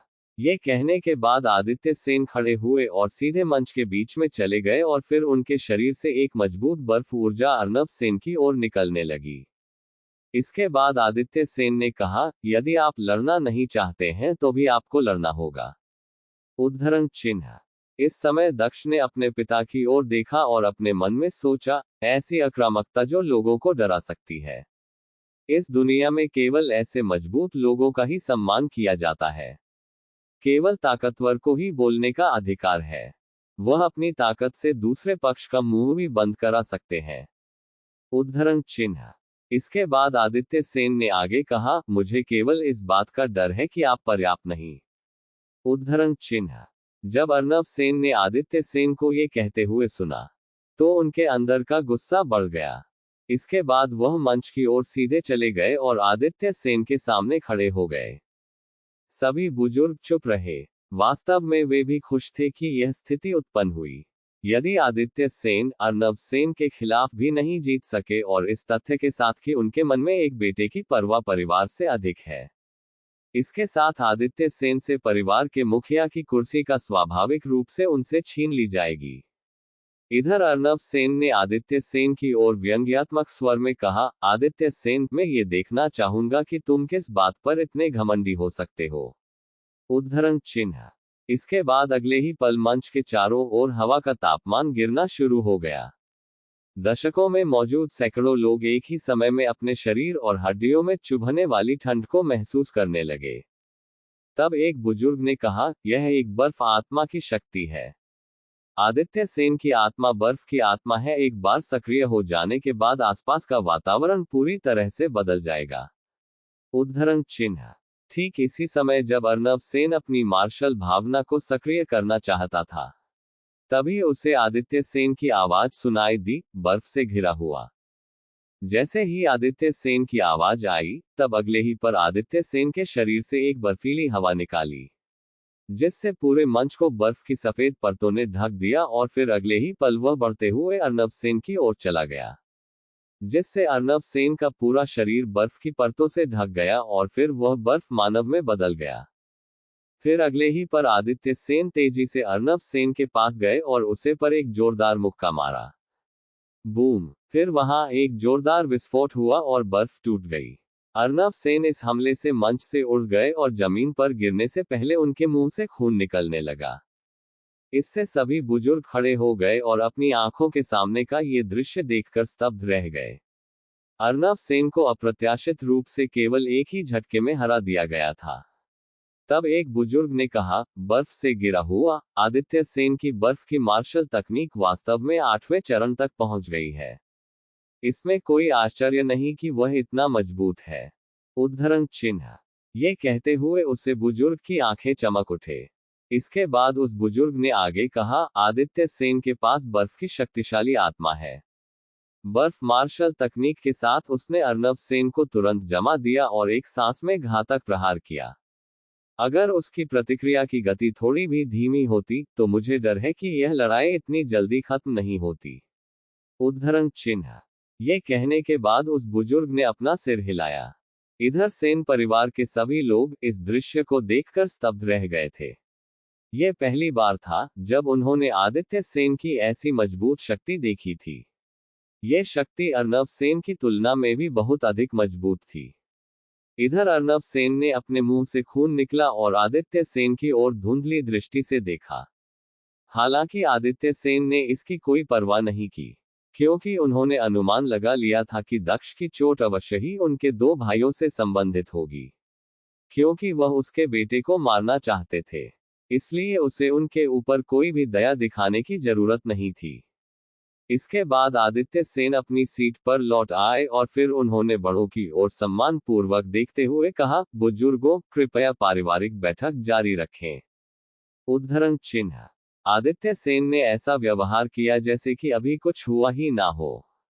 इसके बाद बड़े बुजुर्ग ने एक हल्की सी मुस्कान के साथ कहा, वाह आदित्य सेन, परिवार के मुखिया के रूप में आपकी साधना में सुधार हुआ है और आपने एक अच्छा उदाहरण स्थापित किया है। मेरा मानना है कि सेन परिवार के लोग और भी अधिक कड़ी मेहनत करेंगे। इस पारिवारिक बैठक का उद्देश्य पूरा हो चुका है। अब हर कोई जाने के लिए स्वतंत्र है। इसलिए अब पारिवारिक बैठक को जारी रखने का कोई मतलब नहीं है। उद्धरण चिन्ह। बड़े बुजुर्ग की यह बात सुनकर आदित्य सेन ने कहा, महान बुजुर्ग, अगर ऐसा है तो पहले मैं आपसे विदा लेना चाहूंगा। उद्धरण चिन्ह। ये कहने के बाद आदित्य सेन खड़े हुए और फिर वह दक्ष के साथ वहां से जाने लगे। तभी दीपंकर सेन ने कहा, आदित्य सेन, मैं देखना चाहूंगा कि तुम इस बेकार लड़के की कितने समय तक सुरक्षा कर सकते हो। उद्धरण चिन्ह। तभी विपिन सेन ने भी कहा, हाँ, ये सही है। ये कचरा मेरे सेन परिवार के लिए अपमान है। उद्धरण चिन्ह। हालांकि इसके बाद जैसे ही विपिन सेन ने देखा कि आदित्य सेन की आंखें उसकी ओर घूम गई है, तो उसने तुरंत अपना मुंह बंद कर लिया। इसके बाद आदित्य सेन ने कहा, दक्ष, चलो चले। उद्धरण चिन्ह। आदित्य सेन उनसे परेशान नहीं होना चाहते थे। हालांकि दक्ष नहीं गया। इसके बजाय वह घूम गया और विपिन सेन की ओर चलना शुरू कर दिया। इस दृश्य ने सेन परिवार के लोगों को भ्रमित कर दिया, क्योंकि उन्हें नहीं पता था कि दक्ष क्या कर रहा है। इस समय आदित्य सेन भी आश्चर्य से अपने बेटे की ओर देख रहे थे। तभी उन्होंने दक्ष को विपिन सेन के सामने चलते हुए देखा। विपिन सेन के सामने आकर दक्ष ने कहा, विपिन, तुम ये कहते रहते हो कि मैं एक बेकार योद्धा और एक कचरा हूं। इसलिए आज मैं तुमसे पूछना चाहता हूं, अगर एक दिन तुम्हें पता चले कि तुम मुझसे भी बेहतर हैं, तो तुम कितने अपमानित होगे? उद्धरण चिन्ह। इस पर विपिन सेन ने कहा, दक्ष, तुम सपना देख रहे हो। तुम्हारे जैसे कचरे की तुलना मुझसे कैसे की जा सकती है? उद्धरण चिन्ह। एपिसोड 7 केवल एक हमला। विपिन सेन को यह उम्मीद नहीं थी कि दक्ष एक बेकार व्यक्ति उसे ऐसे शब्द कहेगा, जिससे उसे थोड़ा आश्चर्य हुआ।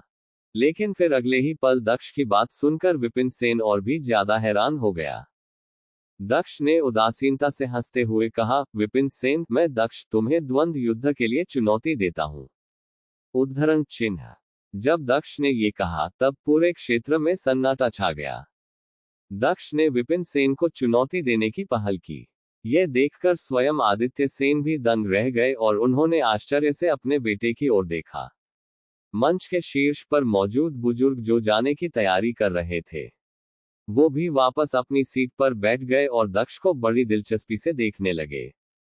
दीपंकर सेन ने भी दक्ष को एक ठंडी मुस्कान के साथ देखा। वह अपने दिल में इस समय उसके गुस्से को दबा रहा था। उसे भी उम्मीद नहीं थी कि दक्ष उसके बेटे से लड़ने की पहल करेगा। लेकिन फिर अगले ही पर दीपंकर सेन ने विपिन सेन से कहा, विपिन, चुनौती स्वीकार करो। उद्धरण चिन्ह। इधर ये सुनकर विपिन सेन ने दक्ष की ओर देखा और उसने स्वयं को अपमानित महसूस किया। परिवार में उसकी प्रतिभा साधारण ही मानी जा सकती थी। ये केवल दक्ष के सामने ही था कि वह अपना गौरव दिखा सके और अपना सिर ऊंचा उठा सके। इस प्रकार जब भी वह दक्ष को देखता था, तो वह कई बार उस पर ताना मारकर बहुत खुश होता था। लेकिन अभी युवा पीढ़ी का यही कचरा था, जिसने वास्तव में अभी उसे चुनौती देने का साहस किया था, जिससे उसका चेहरा काला पड़ गया। इस समय विपिन सेन ने अपने दांत पीस लिए और कहा, यदि तुम मेरी 3 चालें रोक सके तो मैं हार मान जाऊंगा। उद्धरण चिन्ह।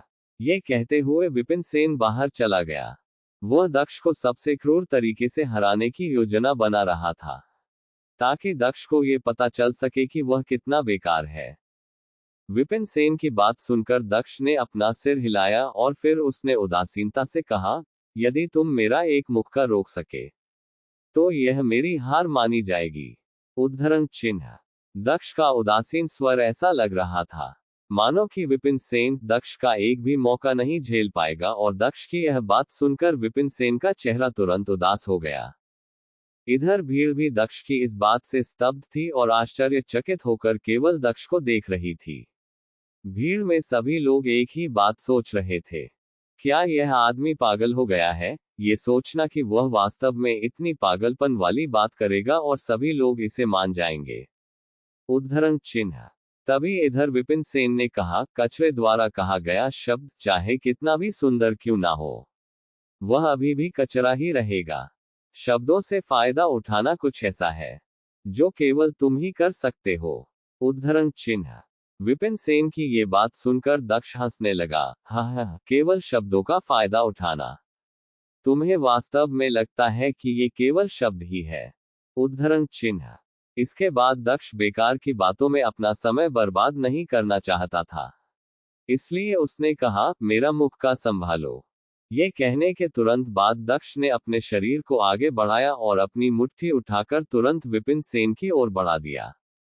यह देखकर विपिन सेन की आंखें रोशनी से चमक उठी और उसने कहा, केवल एक साधारण मुक्का। ये कहने के बाद दक्ष के मुक्के से बचने के बजाय उसने भी अपनी मुट्ठी उठा ली। वह शौर्य और उसके कौशल के बीच सभी को भारी असामान्यता को दिखाना चाहता था। वह दक्ष को यह दिखाना चाहता था कि वह दक्ष से कितना बेहतर है। फिर अगले ही पल हवा में कंपन होने लगी और दक्ष की मुट्ठी पर एक बहुत ही दबंग वायु लहर दिखाई दी, जिससे हवा में सीटी बजने की आवाज पैदा हो गई। हालांकि भीड़ केवल भारी वायु लहरों को ही विपिन सेन की ओर बढ़ते हुए देख सकती थी, जो उसके पास दबंग तरीके से बढ़ रही थी। हैवी वेव पंच तकनीक, विपिन सेन ने आश्चर्य से कहा। अचानक विपिन सेन का रंग बदल गया। क्योंकि उसे महसूस हुआ कि एक दबंग शक्ति उसकी तरफ ही बढ़ रही है और उस मुक्के की ताकत बहुत मजबूत है। लेकिन अब पीछे हटने में बहुत देर हो चुकी थी। अगले ही पल दोनों की मुट्ठी आपस में टकरा गई और फिर विपिन सेन को महसूस हुआ कि आक्रामक वायु लहरें उसकी मुट्ठी से होकर उसके शरीर में जोरदार तरीके से गुजर रही है। प्रत्येक वायु लहर पिछली लहर से अधिक मजबूत थी और यह कभी खत्म नहीं होने वाली थी। पीएफएफ। अगले ही पल एक चीख के साथ विपिन सेन का शरीर उड़ गया। यह देखकर हर कोई अवाक रह गया। यह दृश्य बिल्कुल वैसा ही था जैसा पहले आदित्य सेन और अर्नव सेन के बीच लड़ाई में हुआ था। विपिन सेन बिना किसी प्रतिरोध के दक्ष के केवल एक मुक्के से ही उड़ गया और हार गया। यह देखकर इधर दीपंकर सेन उठ खड़ा हुआ और विपिन सेन को चुपचाप घूरता रहा, जो कि जमीन पर लेटा हुआ था। वह इस समय बहुत ही हैरान था। इस समय विपिन सेन भी दीपंकर सेन की तरह ही हैरान था और वह इस क्रूर वास्तविकता को स्वीकार करने में असमर्थ था। उसने हैरानी भरे स्वर में कहा, यह कैसे हो सकता है, यह कैसे संभव है? उद्धरण चिन्ह। जब भीड़ में उपस्थित दर्शकों ने विपिन सेन की ये बातें सुनी, तब उन्हें याद आया कि दक्ष ने पहले क्या कहा था। तुम ये कहते रहते हो कि मैं एक कचरा हूं। तो मैं तुमसे पूछना चाहता हूं कि अगर एक दिन तुम्हें पता चले कि तुम मुझसे भी बदतर हो, तो तुम कितने अपमानित होगे? उद्धरण चिन्ह। वर्तमान दृश्य ने निसंदेह दक्ष द्वारा कहे गए गौरवपूर्ण शब्दों को सिद्ध कर दिया था। सभी दर्शकों के मन में इस समय केवल एक ही बात चल रही थी। क्या ये सेन परिवार का वही बेकार युवा महामहिम है? उद्धरण चिन्ह। दर्शकों में सभी को ये अच्छे से पता था कि विपिन सेन को एक मुक्के से उड़ते हुए भेजने में सक्षम होने के लिए दक्ष के मुक्के में कम से कम 60 क्रूर हाथियों की ताकत के बराबर शक्ति होनी चाहिए थी। इधर दक्ष ने विपिन सेन की ओर बुरी नजरों से देखा और व्यंग्यात्मक स्वर में कहा, तुम ये कहते रहते हो कि मैं कचरा हूं। अब जबकि तुम मेरा एक मुक्का भी नहीं खा सकते, तो तुम्हें कैसा महसूस हो रहा है? क्या तुम अब समझ सकते हो कि वास्तविक कचरा कौन है? उद्धरण चिन्ह। इसके बाद दक्ष ने अपना सिर उठाया और दीपंकर सेन की ओर देखते हुए कहा, और आप वरिष्ठ हैं, फिर भी आप हर समय कचरा शब्द कहते रहते हैं। अब तो आपके पुत्र को भी मैंने एक मुक्के से ही हरा दिया है। आप हमेशा कहते रहते थे कि मैं कचरा हूं, तो अब आपको यह नहीं कहना पड़ेगा कि आपका बेटा भी एक कचरे का टुकड़ा है। उद्धरण चिन्ह। दक्ष की यह बात सुनकर दीपंकर सेन का चेहरा बदसूरत हो गया और उसने दक्ष को घूरते हुए कहा, तुम केवल साधारण ऊर्जा के 6वें स्तर पर हो। क्या यह छोटी सी शक्ति तुम्हें यहां इतना अहंकारी होने की अनुमति देता है? उद्धरण चिन्ह। इस पर दक्ष ने कहा, मैं यहां अहंकारी नहीं हो रहा हूं। मैं बस वही लौट रहा हूं जो आपका बेटा और आप मुझे हमेशा से दे रहे हैं। उद्धरण चिन्ह। इसके बाद दक्ष इससे अधिक और कुछ भी कहने को तैयार नहीं था। वह जाने के मुड़ा और उसने जाते समय बोला, यदि आप दूसरों को शर्मिंदा करेंगे, तो दूसरे लोग भी आपको शर्मिंदा कर सकते हैं। उद्धरण चिन्ह। ये कहने के बाद दक्ष तुरंत अपने पिता आदित्य सेन के पास लौट आया। इस समय आदित्य सेन ने धीरे से बुदबुदाते हुए कहा, यदि आप दूसरों को शर्मसार करते हैं, तो दूसरे लोग भी आपको शर्मसार करेंगे। उद्धरण चिन्ह। ये कहने के बाद आदित्य सेन की मुस्कुराती हुई आंखों में रोशनी चमक उठी। उनका अपना बेटा अब सचमुच बदल गया है। उन्होंने कभी नहीं सोचा था कि दक्ष कभी ऐसे दार्शनिक शब्द कहने में भी सक्षम होगा। जल्दी ही दक्ष और आदित्य सेन वहां से निकल गए। दक्ष अपने भवन के कमरे में लौट आया और फिर से अभ्यास शुरू कर दिया। हालांकि उसने साधारण ऊर्जा के 5वें स्तर को पार कर लिया था, लेकिन यह उसके लिए पर्याप्त नहीं था। ध्रुव सेन, जिसने उसे पीटा था और संप्रदाय के दरवाजे से बाहर फेंक दिया था, विपिन सेन की तुलना में स्वाभाविक रूप से अधिक मजबूत और प्रतिभाशाली था, और वह इस समय साधारण ऊर्जा के 8वें स्तर पर था। इसके अलावा अर्नव सेन के भी बच्चे हैं। विपिन सिंह की तुलना में उनकी प्रतिभा कई गुना ज्यादा मजबूत और प्रतिभाशाली है, विशेषकर अर्नव सेन की बेटी अनिमा सेन की प्रतिभा। ऐसा कहा जाता है कि वह पहले ही साधारण ऊर्जा के 9वें स्तर तक पहुंच चुकी है। दक्ष ने अपने मन में कहा, अगले 3 महीने में वार्षिक बैठक होगी। उस समय परिवार में हर कोई, यहाँ तक कि जो लोग संप्रदाय में प्रशिक्षण ले रहे हैं, वह भी वापस आ जाएंगे। यदि उस समय तक मैंने अपनी ताकत तेजी से नहीं बढ़ाई, तो अगली बार मुझे ही शर्मिंदा होना पड़ेगा। उद्धरण चिन्ह। साधना अनंत है। जब कोई योद्धा अभ्यास कर रहा हो, तो समय सबसे तेजी से गुजरता है। एक योद्धा जो स्वर्ग और पृथ्वी की शुद्ध ऊर्जा को अवशोषित करने में सक्षम है, उसके लिए 15 दिनों तक ना खाना या पीना कोई समस्या नहीं है। संसार की जीवन शक्ति ही सबसे शुद्ध ऊर्जा है, जो शरीर के लिए आवश्यक है। 15 दिनों बाद 15 दिन बीत चुके थे और दक्ष आखिरकार अपने कमरे से बाहर निकल आया। उसने धीरे से एक लंबी सांस छोड़ी। इस 15 दिनों के समय में वह अपने साधारण ऊर्जा के 6वें स्तर की सीमा तक पहुंच गया था और जल्दी साधारण ऊर्जा के 7वें स्तर तक पहुंचने में भी सक्षम हो सकता है। इसके बाद दक्ष अपने पिता आदित्य सेन के कमरे की ओर चला गया। आदित्य सेन के कमरे में जब आदित्य सेन ने सुना कि दक्ष संप्रदाय में वापस जाना चाहता है, तब ये सुनकर आदित्य सेन चिंतित हो गए और उन्होंने कहा, दक्ष, क्या घर पर अभ्यास करना ठीक नहीं है? आपको संप्रदाय में वापस लौटने की क्या आवश्यकता है? उद्धरण चिन्ह। आदित्य सेन को अभी भी पिछली घटना के संबंध में शिकायत थी, इसलिए वह दक्ष को वापस संप्रदाय में नहीं जाने देना चाहते थे। आदित्य सेन की इस बात पर दक्ष ने कहा, पिताजी, कुछ चीजें अपरिहार्य है। अगर मैं अभ्यास करने के लिए घर पर छुप जाऊं, तो आप हमेशा मुझे सुरक्षा देते रहेंगे। इस तरह से मैं कैसे विकसित होकर एक मजबूत मार्शल आर्ट योद्धा बन पाऊंगा? उद्धरण चिन्ह। ये कहते हुए दक्ष की आंखें तेज रोशनी से चमक रही थी। सेन परिवार की तुलना में सांप्रदायिक ताकत बहुत अधिक मजबूत थी। संप्रदाय में मजबूत मार्शल आर्ट तकनीकों के साथ साथ तेज स्पर्धा विधि भी थी। केवल वहीं पर वह और भी तेजी से बढ़ने में सक्षम हो सकता था। इसलिए दक्ष संप्रदाय वापस लौटना चाह रहा था। दक्ष की आंखों में दृढ़ता देखकर आदित्य सेन ने अपने दिल में एक आह भरी और कहा, दक्ष, मेरा बेटा सच में बड़ा हो गया है।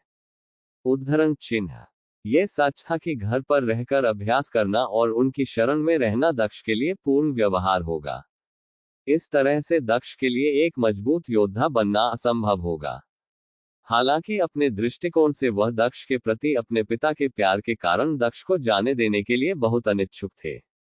इसके बाद आदित्य सेन ने अपने सिर को हिलाते हुए कहा, क्योंकि आप संप्रदाय में लौटने पर जोर दे रहे हैं, इसलिए मैं आपको नहीं रोकूंगा। हालांकि आपको अपनी सुरक्षा पर ध्यान देना होगा। उद्धरण चिन्ह। इस पर दक्ष ने मुस्कुराते हुए कहा, चिंता मत करिए पिताजी, मैं कड़ा अभ्यास करूंगा और उन सभी को अपने पैरों के नीचे लाऊंगा जिन्होंने हमारे साथ दुर्व्यवहार किया। उद्धरण चिन्ह। दक्ष में आत्मविश्वास की प्रबल भावना अच्छी लग रही थी। अपनी लिटिल ब्लैक स्पिरिट के कारण दक्ष की साधना की गति औसत व्यक्ति की तुलना में बहुत तेज थी। उसकी समझने की क्षमता भी मजबूत हो गई थी और इसके अलावा उसका हृदय भी आत्मविश्वास से भरा हुआ था। उसके पास यह विश्वास करने का कारण था कि वह उन तथाकथित प्रतिभाशाली लोगों की तुलना में बदतर नहीं है। अगले दिन दक्ष 4 पर्वतीय संप्रदाय जाने के लिए अपने भवन के बाहर आ गया। वह अपने साथ ज्यादा कुछ लेकर नहीं जा रहा था। वह अपने साथ सिर्फ एक घोड़ा और कुछ भोजन, साथ ही कुछ चांदी के सिक्के लेकर जा रहा था। इसके बाद दक्ष ने अपने पिता की ओर देखते हुए कहा, पिताजी, मैं जा रहा हूं। उद्धरण चिन्ह। इस पर आदित्य सेन ने कहा, अपना ध्यान रखिएगा। उद्धरण चिन्ह। इस पर दक्ष ने अपना सिर हिलाया और फिर वह घोड़े पर सवार होकर शाहपुर सिटी से निकल गया। शाहपुर सिटी वह जगह जहां पर दक्ष का घर है। दक्ष को अपने पिछले जीवन में मार्शल आर्ट वॉरियर बहुत पसंद थे। एक अकेला योद्धा घोड़े पर सवार होकर गाता है और तलवार के साथ दुनिया भर में यात्रा करता है। उसे उम्मीद नहीं थी कि इस जीवन में उसे घोड़े पर सवार होकर एक योद्धा के रूप से दुनिया में घूमने का मौका मिलेगा। यह सोचते हुए दक्ष 4 पर्वतीय संप्रदाय की ओर निकल पड़ा। एपिसोड 8 जिंग इमारत। 4 पर्वतीय संप्रदाय शाहपुर सिटी से 10,000 मील दूर था। भले ही दक्ष का घोड़ा एक दिन में 1,000 मील की यात्रा कर सकता था, फिर भी दक्ष को वहां पहुंचने में 10 दिन लग गए। हालांकि इन 10 दिनों के दौरान दक्ष ने समय बर्बाद नहीं किया। अपने पिछले जीवन में दक्ष कभी भी इतने गर्म खून वाला नहीं था। उसने कभी भी इस तरह के उत्साह का अनुभव नहीं किया था। अनजाने में ही उसकी मानसिक स्थिति में बहुत सुधार हो गया था। साधना के पथ पर चलते हुए अब वह साधारण ऊर्जा के 7वें स्तर पर पहुंचने में सक्षम हो गया था। जैसा कि कहावत है, जहां पानी बहता है वहां नहर बनती है।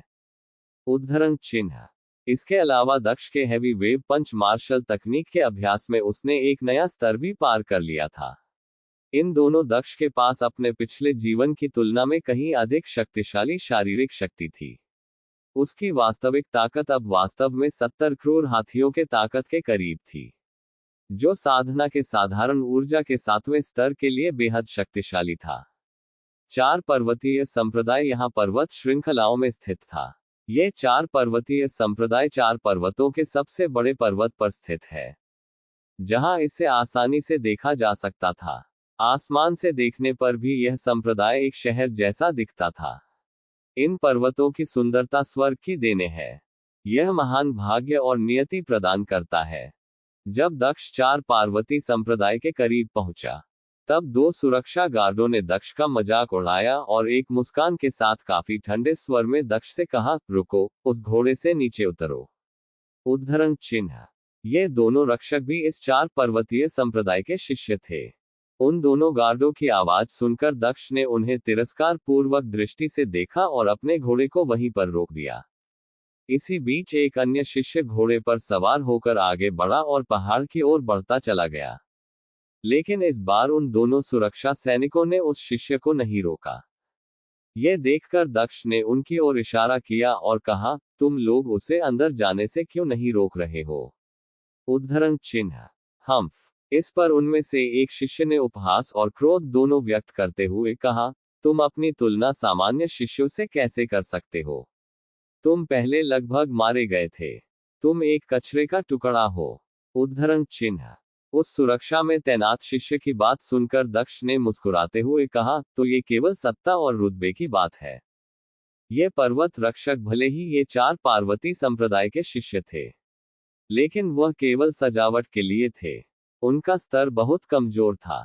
हालांकि अगर कोई अंदर आना चाहता है, तो उसे इन पर्वत रक्षकों से गुजरना होगा। पहला, उनका काम इतना महत्वपूर्ण नहीं था, लेकिन उनके पास लोगों को अंदर जाने से रोकने की शक्ति थी। लेकिन कुछ शक्तिशाली शिष्य को उन्हें कुछ भी बताने की जरूरत नहीं थी और वह सीधे संप्रदाय के अंदर जा सकते थे। इस समय दक्ष ने व्यंग्यात्मक स्वर में मुस्कुराते हुए कहा, कमजोर लोगों को धमकाया जाना चाहिए और अपमानित किया जाना चाहिए। उद्धरण चिन्ह। इसके बाद दक्ष ने अपने घोड़े की लगाम खींची, जिससे दक्ष आगे की ओर बढ़ गया और सीधे पहाड़ी की ओर जाने लगा। यह देखकर उन दोनों पर्वत रक्षकों ने एक ही समय में चिल्लाते हुए कहा, तुम्हारी हिम्मत कैसे हुई, तुम कचरे के टुकड़े। इस पर दक्ष ने कुछ नहीं कहा और बस अपनी मुट्ठी उठाकर हवा में मुक्का मारा, जिससे हवा में 2 लहरें पैदा हो गई, जो उन रक्षकों की ओर चली गई। हवा के अचानक अत्यधिक शक्तिशाली झोंके ने उन पर इतना जोरदार प्रहार किया कि वह दोनों रक्षक इस हमले से पीछे की ओर उड़ गए। इसके बाद दक्ष ने एक व्यंग्यात्मक मुस्कान के साथ कहा, अगर ऐसा दोबारा हुआ तो मैं तुम्हें अपंग कर दूंगा। उद्धरण चिन्ह। दरअसल केवल उन्हीं लोगों के पास स्वयं को साबित करने की संभावना थी, जो मजबूत और शक्तिशाली थे। इधर वह दोनों रक्षक जिन्हें दक्ष ने अभी अपना मुक्का मारा था, वो दोनों हौंफते हुए और अपने होठों के कोने से खून पोंछते हुए वापस अपने पैरों पर खड़े होने के लिए संघर्ष करने लगे। जब वह खड़े हुए तब उन्होंने देखा कि दक्ष पहले से ही बहुत दूर जा चुका था। इससे उनका गुस्सा अंदर से उबलने लगा। 4 पर्वतीय संप्रदाय में यदि 17 से 18 वर्ष के युवक साधना के पथ पर साधारण ऊर्जा के 6वें या 7वें स्तर तक पहुंच गए थे, तो उनकी प्रतिभा को औसत के रूप में माना जाता था। जो लोग साधारण ऊर्जा के 8वें स्तर तक पहुंच गए थे, उन्हें उत्कृष्ट प्रतिभा माना जाता था। 4 पर्वतीय संप्रदाय के भीतर हर कोई उनकी प्रशंसा करता था। जहां तक उन युवकों की बात है, जो 18 साल की उम्र में वास्तविक ऊर्जा के स्तर पर पहुंच गए हैं, उनकी शक्ति को पूरे कुनलुन देश में सम्मानित किया जाता था। इसके विपरीत यदि कोई 18 साल की उम्र तक साधारण ऊर्जा के 5वें स्तर तक भी नहीं पहुंच पाता था, तो उसे दूसरों द्वारा नीचे दृष्टि से देखा जाता था। अतीत में दक्ष का स्तर इतना निम्न था कि अन्य लोग उसे एक बेकार और कचरे का टुकड़ा कहते थे।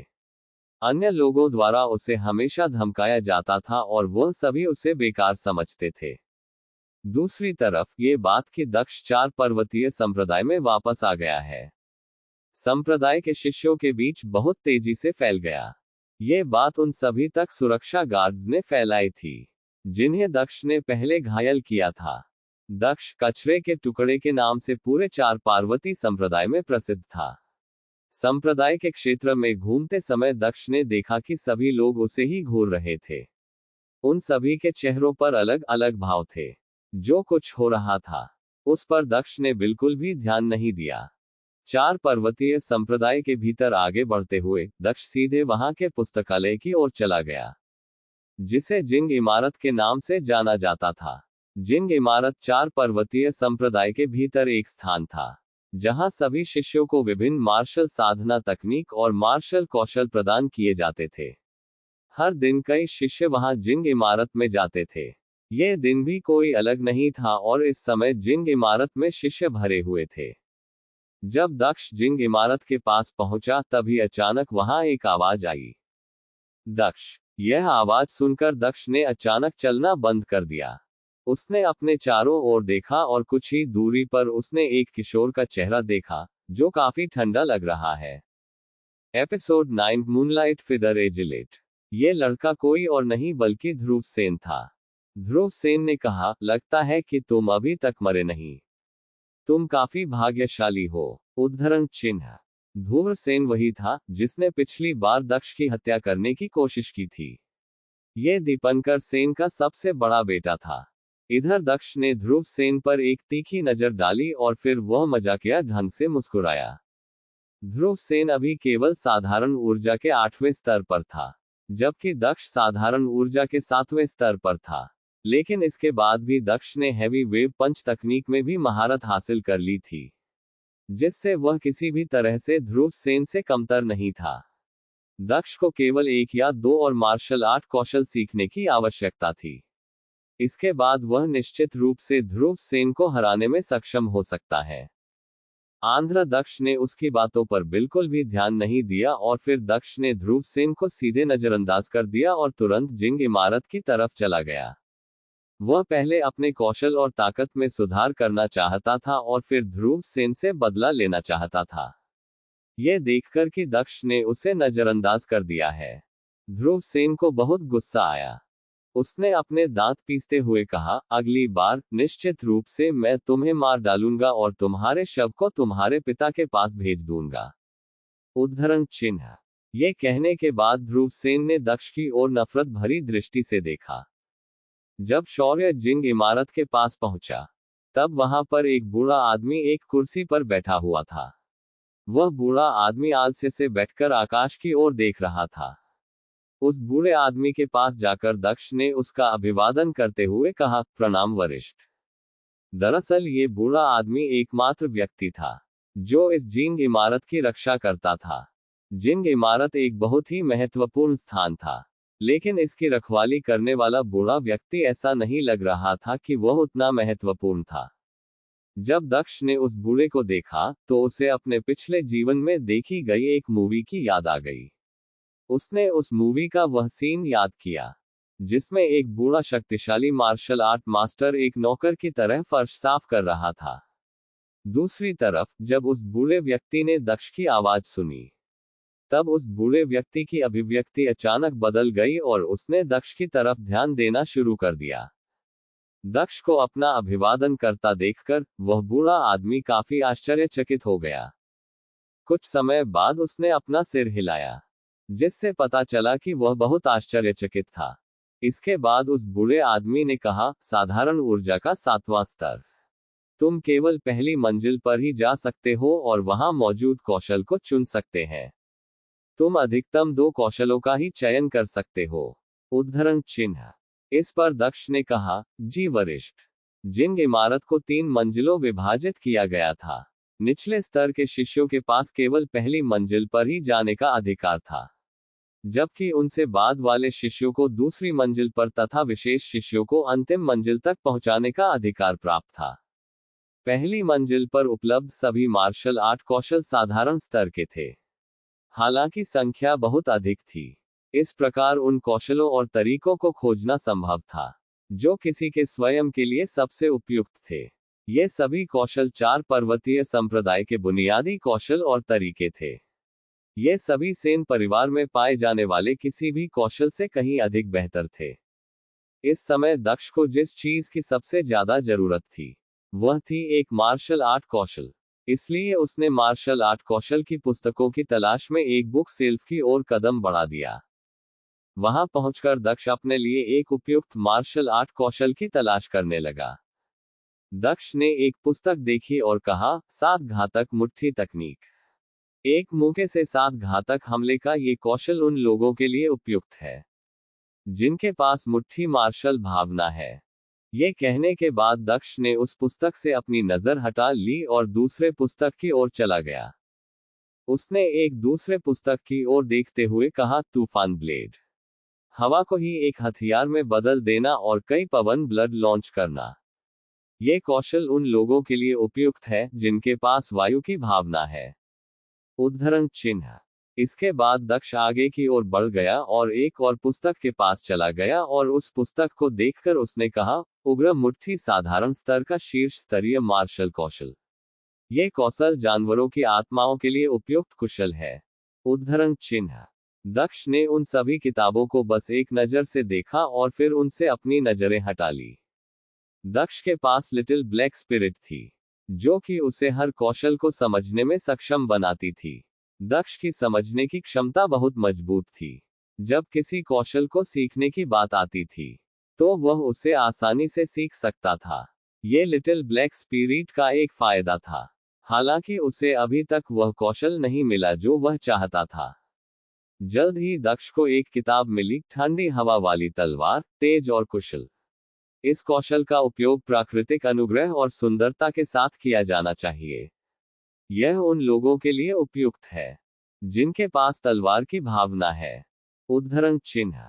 उस पुस्तक के बारे में ये पढ़ते ही दक्ष के चेहरे के भाव बदल गए और वह अचानक उस किताब में दिलचस्पी लेने लगा।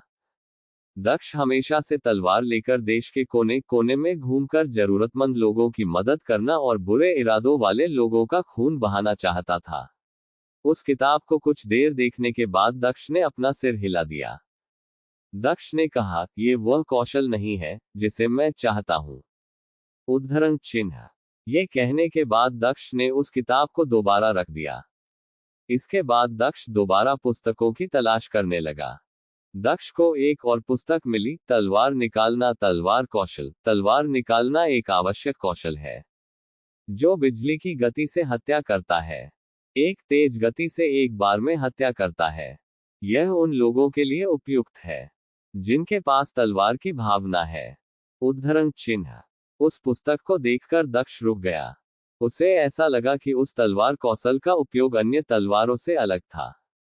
तलवार चलाने वालों को जो चीज सबसे कम पसंद है वह है मयान से तलवार निकालने का समय, क्योंकि यह एक महत्वपूर्ण क्षण होता है जिसके दौरान एक निश्चित मात्रा में समय नष्ट हो जाता है और इस प्रकार उसे समय में देरी हो जाती है जब हमला किया जा सकता है। फिर भी तलवार निकलना लोगों को मारने के लिए बनाया गया एक कुशल कौशल था। तलवार निकालने का एकमात्र उद्देश्य हत्या करना था। उस कौशल का सबसे शक्तिशाली समय तलवार निकलना और एक ही चाल से वार करना था। यदि आप एक बार भी चूक गए तो आप केवल अपने आप को हारा हुआ मान सकते थे। इसके अलावा तलवार निकलना अन्य सभी तलवार कौशलों के समान नहीं था। इसका केवल एक ही स्तर था और एक ही गति थी। तलवार निकलना, लोगों को मारना, यही उसका उद्देश्य था। एक तेज प्रतिक्रिया और तलवार आपके दुश्मनों के खून से रंगी होगी। वह पुस्तक दक्ष को पसंद आ गई। दक्ष ने कहा, मैं इसे चुनता हूं। उद्धरण चिन्ह। ये कहने के बाद दक्ष ने उस पुस्तक को ले लिया और फिर एक बॉडी मूवमेंट तकनीक चुनने के लिए दूसरी किताब ढूंढने लगा। आखिरकार उसे यह सुनिश्चित करना था कि वह हर समय एक ही बार में हत्या करने में सक्षम हो। यदि वह एक बार में हत्या करने में सक्षम नहीं हुआ, तब वह सिर्फ तेजी से वहां से भाग सकता था। दीवार पर छलांग लगाना, दीवारों पर उछलना भी कुछ ऐसा था जो उपयोगी हो सकता था। इसके बाद दक्ष ने जल्द ही मूनलाइट फेदर नामक एक पुस्तक चुनी, जो एक बॉडी मूवमेंट तकनीकी थी, जो कोई भी इस मूनलाइट फेदर नामक कौशल में महारत हासिल कर सकता है। वह इतना शक्तिशाली बन सकता है कि कोई भी उन्हें देख नहीं पाएगा। दूसरे किसी को भी आपकी परछाई और अपनी मौत के अलावा और कुछ भी नजर नहीं आएगा। दोनों पुस्तकों को लेने के बाद दक्ष उन्हें उस बूढ़े व्यक्ति के पास ले गया। जब उस बूढ़े व्यक्ति ने दक्ष के हाथों से वो 2 पुस्तकें ली, तब उसने कहा, तलवार निकालना। इसके बाद उस बूढ़े ने कहा, बच्चे, तलवार निकालना। यह पहली बार है कि इसे किसी ने लिया है। फिर भी तुम्हें ये जानने की जरूरत है कि यदि किसी ने पहले ही अपनी तलवार निकाल ली है और तुमने अभी भी अपनी तलवार नहीं निकली है, तो अगर तुम्हारी गति तुम्हारे प्रतिद्वंद्वी की तुलना में धीमी है, तो परिणाम स्पष्ट है कि तुम हार जाओगे और संभवतः तुम्हारी मृत्यु हो जाएगी। कोई भी कह सकता है कि यह कौशल बहुत शक्तिशाली है, लेकिन इसके लिए एक उच्च स्तर की उपलब्धि और मन की आवश्यकता है। तुम्हें अपने प्रतिद्वंद्वी से तेज होना होगा, तभी तुम उसे एक ही झटके में मार पाओगे। उद्धरण चिन्ह। इस पर दक्ष ने कहा, जी वरिष्ठ, मैं समझता हूं। उद्धरण चिन्ह। बूढ़ा आदमी दक्ष को उसकी कमजोरी से अवगत कराकर उसके प्रति अपनी दयालुता दिखा रहा था। दक्ष इसे कैसे स्वीकार नहीं कर सकता था। इसके बाद उस बूढ़े व्यक्ति ने कहा, अगर तुम इस बात को स्पष्ट रूप से समझते हो, तो यह अच्छी बात है। यदि तुम एक ही बार में सफलतापूर्वक नहीं मार सकते, तो मूनलाइट फेदर भगाने के लिए उत्कृष्ट बॉडी मूवमेंट तकनीक है। उद्धरण चिन्ह। ये कहने के बाद उस बूढ़े व्यक्ति ने बात करना बंद कर दिया और फिर उसने दक्ष के द्वारा ली गई पुस्तकों को जांचना शुरू कर दिया और फिर उसने दक्ष से कहा, तुम्हें इन दोनों पुस्तकों को 1 महीने के भीतर जिंग इमारत में वापस करना होगा। 1 महीने से अधिक समय के लिए अगर यह पुस्तक उधार ली गई, तो 4 पर्वतीय संप्रदाय के अन्य सदस्यों के प्रशिक्षण पर इसका असर पड़ सकता था, क्योंकि वह इन पुस्तकों को नहीं ले पाएंगे। उद्धरण चिन्ह। इस पर दक्ष ने हाँ में अपना सिर हिलाया। इसके बाद दक्ष ने वह दोनों किताबें अपने हाथों में ली और फिर उसने उस बूढ़े व्यक्ति से कहा, धन्यवाद वरिष्ठ, मेरा मार्गदर्शन करने के लिए। उद्धरण चिन्ह। इस पर उस बूढ़े आदमी ने अपना सिर हिलाया और फिर उसने मुस्कुराते हुए अपनी कमर से एक लचीली तलवार निकलते हुए कहा, तुम इस तलवार को अपने बेल्ट के रूप में उपयोग कर सकते हो, क्योंकि यह बहुत नर्म है। ये तलवार वैसे भी यहाँ किसी काम की नहीं है। तुम इसे ले सकते हो और इससे मजे कर सकते हैं। उद्धरण चिन्ह। इसके बाद इससे पहले कि दक्ष उसे धन्यवाद कह सके, उस बूढ़े व्यक्ति ने कहा, तुम्हें ऐसा करने की जरूरत नहीं है। जाओ और अभ्यास करना शुरू करो। उद्धरण चिन्ह। इस पर दक्ष अपना सिर खुजाया और थोड़ा अजीब महसूस करने लगा। उसने अपने हाथों में लचीली तलवार को लिया और करीब से देखने लगा। दक्ष ने कहा, तलवार निकालने के साथ साथ तलवार को बेल्ट की तरह पहनने से आप किसी पर भी अचानक हमला कर सकते हैं और उसे एक ही झटके में मार सकते हैं। उद्धरण चिन्ह। ये कहने के बाद दक्ष ने अपना सिर हिलाया और फिर वह उस बूढ़े की ओर देखकर मुस्कुराया और फिर चला गया। दक्ष को जाता हुआ देखकर उस बूढ़े व्यक्ति ने खुद से बुदबुदाते हुए कहा, बहुत समय हो गया है जब से मैंने ऐसे दिलचस्प युवा व्यक्ति को देखा है। उद्धरण चिन्ह।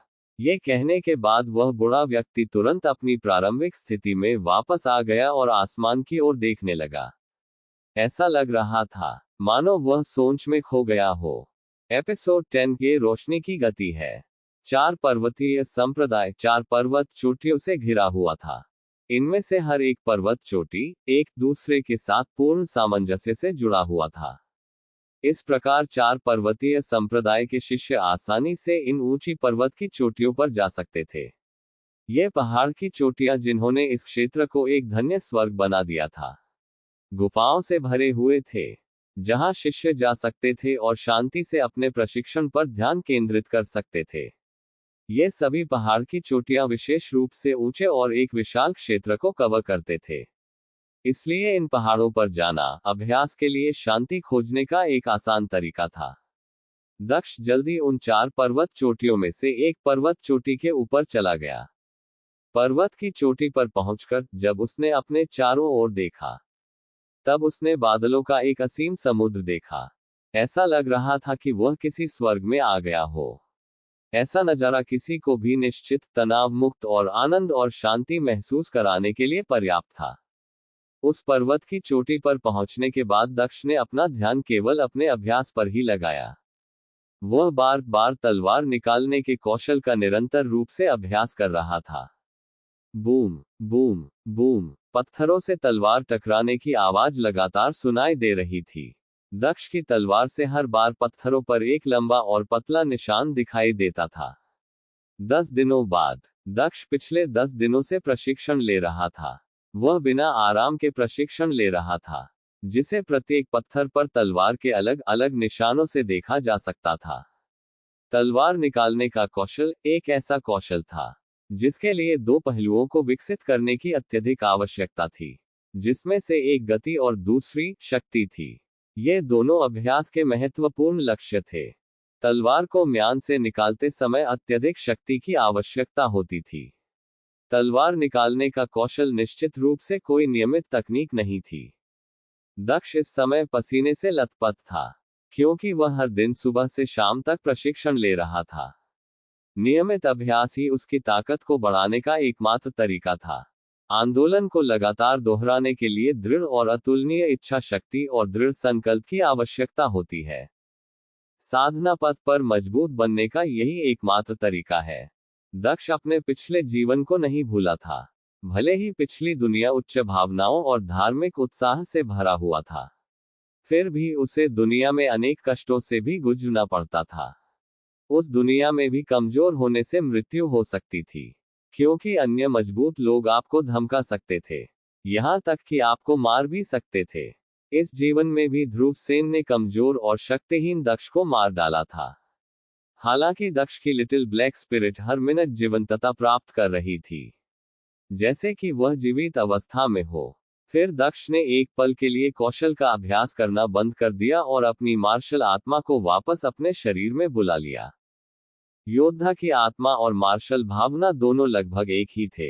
अगर इसका निरंतर प्रयोग किया जाता तो इससे बहुत अधिक ऊर्जा की खपत हो सकती थी। कुछ समय तक आराम करने के बाद दक्ष दोबारा खड़ा हुआ और इस बार उसने अपने मूनलाइट फेदर एजलेट तकनीक का अभ्यास करना शुरू कर दिया। अब तक सूरज डूबने लगा था। दक्ष ने बादलों के समुद्र को देखते हुए कुछ देर तक आराम किया। उसके चेहरे पर इस समय एक सुकून भरी मुस्कान थी। कुछ समय तक आराम करने के बाद दक्ष ने कहा, अब अभ्यास के लिए एक गुफा ढूंढने का समय आ गया है। उद्धरण चिन्ह। ये कहने के बाद दक्ष उठकर पहाड़ों की ओर चला गया। कुछ देर तक ढूंढने के बाद दक्ष को कुछ गुफाएं मिली, लेकिन उन गुफाओं पर पहले से ही ये शिष्य अभ्यास कर रहे थे, इसलिए दक्ष वहां से चला गया। कुछ समय बाद दक्ष एक घाटी में पहुंचा, जहां पर पहाड़ी के ऊपर से झरना बह रहा था। दक्ष ने पहाड़ी नदी के किनारे चलने का फैसला किया। कुछ देर तक चलने के बाद अचानक किसी चीज ने उसका ध्यान आकर्षित किया और फिर उसने चलना बंद कर दिया। दक्ष ने अपने सामने 2 पहाड़ की चोटियां देखी। इसके बीच में एक सकरी दरार थी, जो एक छोटे रास्ते की तरह थी, जिसमें केवल 2 लोग ही चल सकते थे। उस जगह से सूरज की रोशनी आ रही थी, जिसे देखने पर ऐसा लग रहा था जैसे कि वह एक प्रवेश द्वार हो, जिसमें से देव रोशन निकल रही हो। उस जगह को देखकर दक्ष ने कहा, इन पहाड़ों के बीच सूरज की रोशनी के किरण है। मुझे आश्चर्य है कि वहां क्या है। उद्धरण चिन्ह। ये कहने के बाद दक्ष उत्सुकतावश उस जगह की ओर चला गया। ऐसा लग रहा था जैसे कि नदी और सूरज की किरण उसी जगह से आ रही हो। इसी समय दूर स्थान पर 2 शिष्य दक्ष को उस जगह की ओर बढ़ते हुए देख रहे थे। वो दोनों दक्ष को उस ओर जाते हुए देखकर हंसने लगे और दक्ष की आलोचना करने लगे। उन दोनों में से एक शिष्य ने कहा, इस बार वह कचरे का टुकड़ा बहुत दुर्भाग्यशाली है। उसे नहीं पता कि वह जहां जा रहा है। वह जगह हमारी वरिष्ठ हिमांशी की है, जहां वह प्रशिक्षण लेती है। ये काफी आश्चर्य की बात है कि उसने वहां जाने की हिम्मत की। क्या उसे इसके विषय में नहीं पता है? उद्धरण चिन्ह। इस पर दूसरे शिष्य ने कहा, वरिष्ठ हिमांशी की ताकत हमारी तुलना में बहुत अधिक मजबूत है, हमारे सभी साथियों से कहीं अधिक मजबूत। वो एक सच्ची प्रतिभा है, उन्हें सीनियर कहना ही उन्हें संबोधित करने का एकमात्र तरीका है। उद्धरण चिन्ह। जब दोनों से शिष्य आपस में बातें कर रहे थे, तब इधर दक्ष उस क्षेत्र में कई 100 मीटर पहले ही चल चुका था, जहां से सूरज की रोशनी आ रही थी। जल्द ही जब दक्ष वहां पर पहुंचा, तो उसके सामने एक विस्तृत क्षेत्र सामने आया। वह स्थान असाधारण रूप से सुंदर और अत्यंत विशाल था। वहां एक विशाल झील थी, जिसमें से गर्म भाप निकल रहा था। आश्चर्यजनक रूप से यह एक प्राकृतिक गर्म पानी का झरना था। उस गर्म पानी के झरने को देखकर दक्ष के चेहरे पर एक मुस्कान आ गई और फिर उसने कहा, यह सच में एक बहुत अच्छी जगह है, मैं यहां नहा सकता हूं। उद्धरण चिन्ह। ये कहने के बाद दक्ष ने अपना शर्ट उतारा और सीधे उस प्राकृतिक गर्म पानी के झरने में कूद गया। उस गर्म झील में जाने के बाद दक्ष का चेहरा खुशी से भर गया। उसने कहा, यह बहुत आरामदायक है। उद्धरण चिन्ह। जैसे ही दक्ष ने ये कहा, तभी अचानक उसने अपने सामने देखा कि झील के पानी में कुछ ही दूरी पर अचानक तरंगे बनने लगी और फिर अगले ही पल एक लड़की का सिर उस जगह से पानी से उप आया। उस लड़की के बाल बेहद मुलायम थे। उस लड़की को देखकर ऐसा लग रहा था जैसे कि वह केवल 17 या 18 वर्ष की ही थी। उसकी भौहें धनुषाकार और चेहरा थोड़ा अंडाकार था। वह देखने में बहुत ही खूबसूरत थी। इस दुनिया में सभी महिला साधक बहुत ही सुंदर थी, क्योंकि वह सभी शुद्ध शरीर का अभ्यास करती थी। उस लड़की के चेहरे पर एक प्राकृतिक आकर्षक सुंदरता थी। उसे किसी भी मेकअप की आवश्यकता नहीं थी। जब दक्ष ने उस लड़की की आंखों में देखा, तो उसे थोड़ी असहजता महसूस हुई, क्योंकि वह लड़की दक्ष को एक जानलेवा दृष्टि से घूर रही थी। दरअसल हिमांशी इस झील में अपनी सांसें रोककर अपना अभ्यास कर रही थी। लेकिन अचानक से इस जगह पर 4 पर्वतीय संप्रदाय के एक अन्य शिष्य को देखकर वह आश्चर्यचकित रही। इसके अतिरिक्त दक्ष को बिना शर्ट के इस पानी में देखकर हिमांशी को और भी ज्यादा गुस्सा आया। वह इस जगह पर, जहां वह अभ्यास करती थी, किसी का भी आना बर्दाश्त नहीं कर सकती थी। इधर जब शौर्य ने उस लड़की को देखा, तब उसने तुरंत उस लड़की से क्षमा मांगते हुए कहा, मुझे क्षमा करना, मुझे नहीं पता था कि यहाँ कोई और भी है। उद्धरण चिन्ह। ये कहते हुए दक्ष तुरंत झील से बाहर आ गया। इसके बाद जब दक्ष ने उस महिला को गौर से देखा, तब वह उसे पहचान गया। हालांकि दक्ष के क्षमा मांगने से हिमांशी का व्यवहार नहीं बदला और वह अभी भी गुस्से में दिख रही थी। आखिरकार 4 पर्वतीय संप्रदाय में कौन नहीं जानता कि यह स्थान उसका प्रशिक्षण स्थल था। कौन नहीं जानता था कि यह पर्वत उसका था। उसके मन में इस समय केवल यही चल रहा था कि ये दुष्ट शिष्य उसे यहाँ बहकाने के लिए यहाँ आया था। हालांकि इधर दक्ष को वास्तव में नहीं पता था कि वहां कोई था। अपने पिछले जीवन में दक्ष एक कायर था और प्रशिक्षण के लिए वह कभी भी इस क्षेत्र में नहीं आया था। इसलिए उसे नहीं पता था कि यह स्थान हिमांशी का था। भले ही हिमांशी बेहद खूबसूरत थी, लेकिन दक्ष का वास्तव में कोई भी बुरा इरादा नहीं था। उसने तेजी से अपना शर्ट पहना और वहां से जाने लगा। दक्ष को जाता हुआ देखकर हिमांशी ने उदासीनता से कहा, तुम्हें क्या लगता है कि तुम यहाँ से कहाँ जा रहे हो? उद्धरण चिन्ह। यह सुनकर जब दक्ष ने पीछे मुड़कर देखा, तो उसने पाया कि हिमांशी ने पहले ही अपने हाथों में धनुष और तीर पकड़ लिया है। यह देखकर दक्ष हैरान रह गया, लेकिन फिर उसने कहा, तुम क्या करना चाहती हो? उद्धरण चिन्ह। दक्ष की ये बात सुनकर हिमांशी ने कोई जवाब नहीं दिया। अगले ही पल हिमांशी ने खुद को युद्ध के लिए तैयार कर लिया। उसने धनुष पर अपने तीर को रखा और खींचने के लिए उसकी डोरी खींच ली। वह दक्ष को जाने देने के लिए तैयार नहीं थी। उसने तीर चलाया, जिससे एक तेज आवाज हुई। अगले ही पल हिमांशी का तीर हवा को भेदता हुआ दक्ष की ओर बढ़ गया। इधर उस तीर को देखकर दक्ष की त्योरियां चढ़ गई। उसने आश्चर्य से कहा, इतना मजबूत? इसके बाद अगले ही पल दक्ष ने बिल्कुल भी झिझक नहीं दिखाए और उसने अपने हैवी वेव पंच तकनीक का उपयोग किया। जब तीर दक्ष के करीब पहुंचा, तब हवा में तेज लहरों के साथ एक विस्फोट की आवाज सुनाई दी। जैसे ही तीर दक्ष के करीब पहुंचा, तब दक्ष का हैवी वेव पंच उस तीर से जा टकराया, जिससे हिमांशी का तीर जमीन पर गिरने से पहले कुछ सेकंड के लिए हवा में ही रहा। इसके बाद दक्ष ने गुस्से भरी नजरों से हिमांशी की तरफ देखा और कहा, क्या तुम मुझे मारना चाहती हो? उद्धरण चिन्ह। अभी उस तीर की ताकत लगभग 70 क्रूर हाथियों की ताकत के बराबर थी। यदि ये दक्ष का पिछला जीवन होता, तो वह पहले ही इस तीर से मर चुका होता। दक्ष की ये बात सुनकर हिमांशी ने दूसरा तीर निकलते हुए कहा, हाँ, तो तुम इसमें क्या कर सकते हो? उद्धरण चिन्ह। हिमांशी के ये कहने बाद अगले ही पल हिमांशी के पीछे एक मायावी स्वर्ण तीर की छाया प्रकट हो गई, जिसे देखकर दक्ष का शरीर डर से थोड़ा कांप गया। उसके शरीर में अचानक कंपकंपी फैल गई। अगले ही पल वह भ्रामक तीर दक्ष की दिशा में मुड़ गया। भ्रामक तीर एक निर्देशांक तीर था। इसका मतलब था कि वह तीर ये पता लगा सकता था कि सामने वाला लक्ष्य जीवित है या नहीं, और यह पता लगाने के बाद वह स्वचालित रूप से उस पर निशाना भी साध सकता था। वह भ्रामक तीर स्वचालित रूप से सांस लेने वाले लोगों को निशाना बना सकता था। यह उन लोगों की विशेष विशेषताएं और क्षमताओं में से एक थी, जिनके पास तीर की मार्शल भावना थी। टंग। धनुष की डोरी से अगले ही पल एक ध्वनि उत्पन्न हुई और फिर एक चमकता हुआ तीर अचानक से दक्ष की ओर बढ़ने लगा। यह देखकर दक्ष ने बिल्कुल भी देरी नहीं की और उसने तुरंत अपनी मून लाइट फेदर एजलेट तकनीक का उपयोग किया और दूर चला गया। दक्ष ने मूनलाइट फेदर एजलेट तकनीक का उपयोग करते समय हैवी वेव पंच तकनीक का उपयोग किया था, जिससे हवा की एक तेज लहर उस सुनहरे तीर से जा टकराए, जिससे उस सुनहरे तीर की गति थोड़ी धीमी हो गई। इसके अतिरिक्त उसने और कुछ नहीं किया और अगले ही पल दक्ष का हैवी वेव पंच ढह गया, जिसे देखकर दक्ष अपने दांत पीसते हुए वहां खड़ा हो गया। इसके बाद वह तीर बिना रुके सीधे दक्ष के माथे की ओर चला गया। हिमांशी अपने 4 पर्वतीय संप्रदाय के सभी साथी शिष्यों से अलग थी और उन्हें सामान्य से हटकर एक उत्कृष्ट शिष्य और प्रतिभाशाली के रूप में माना जाता था।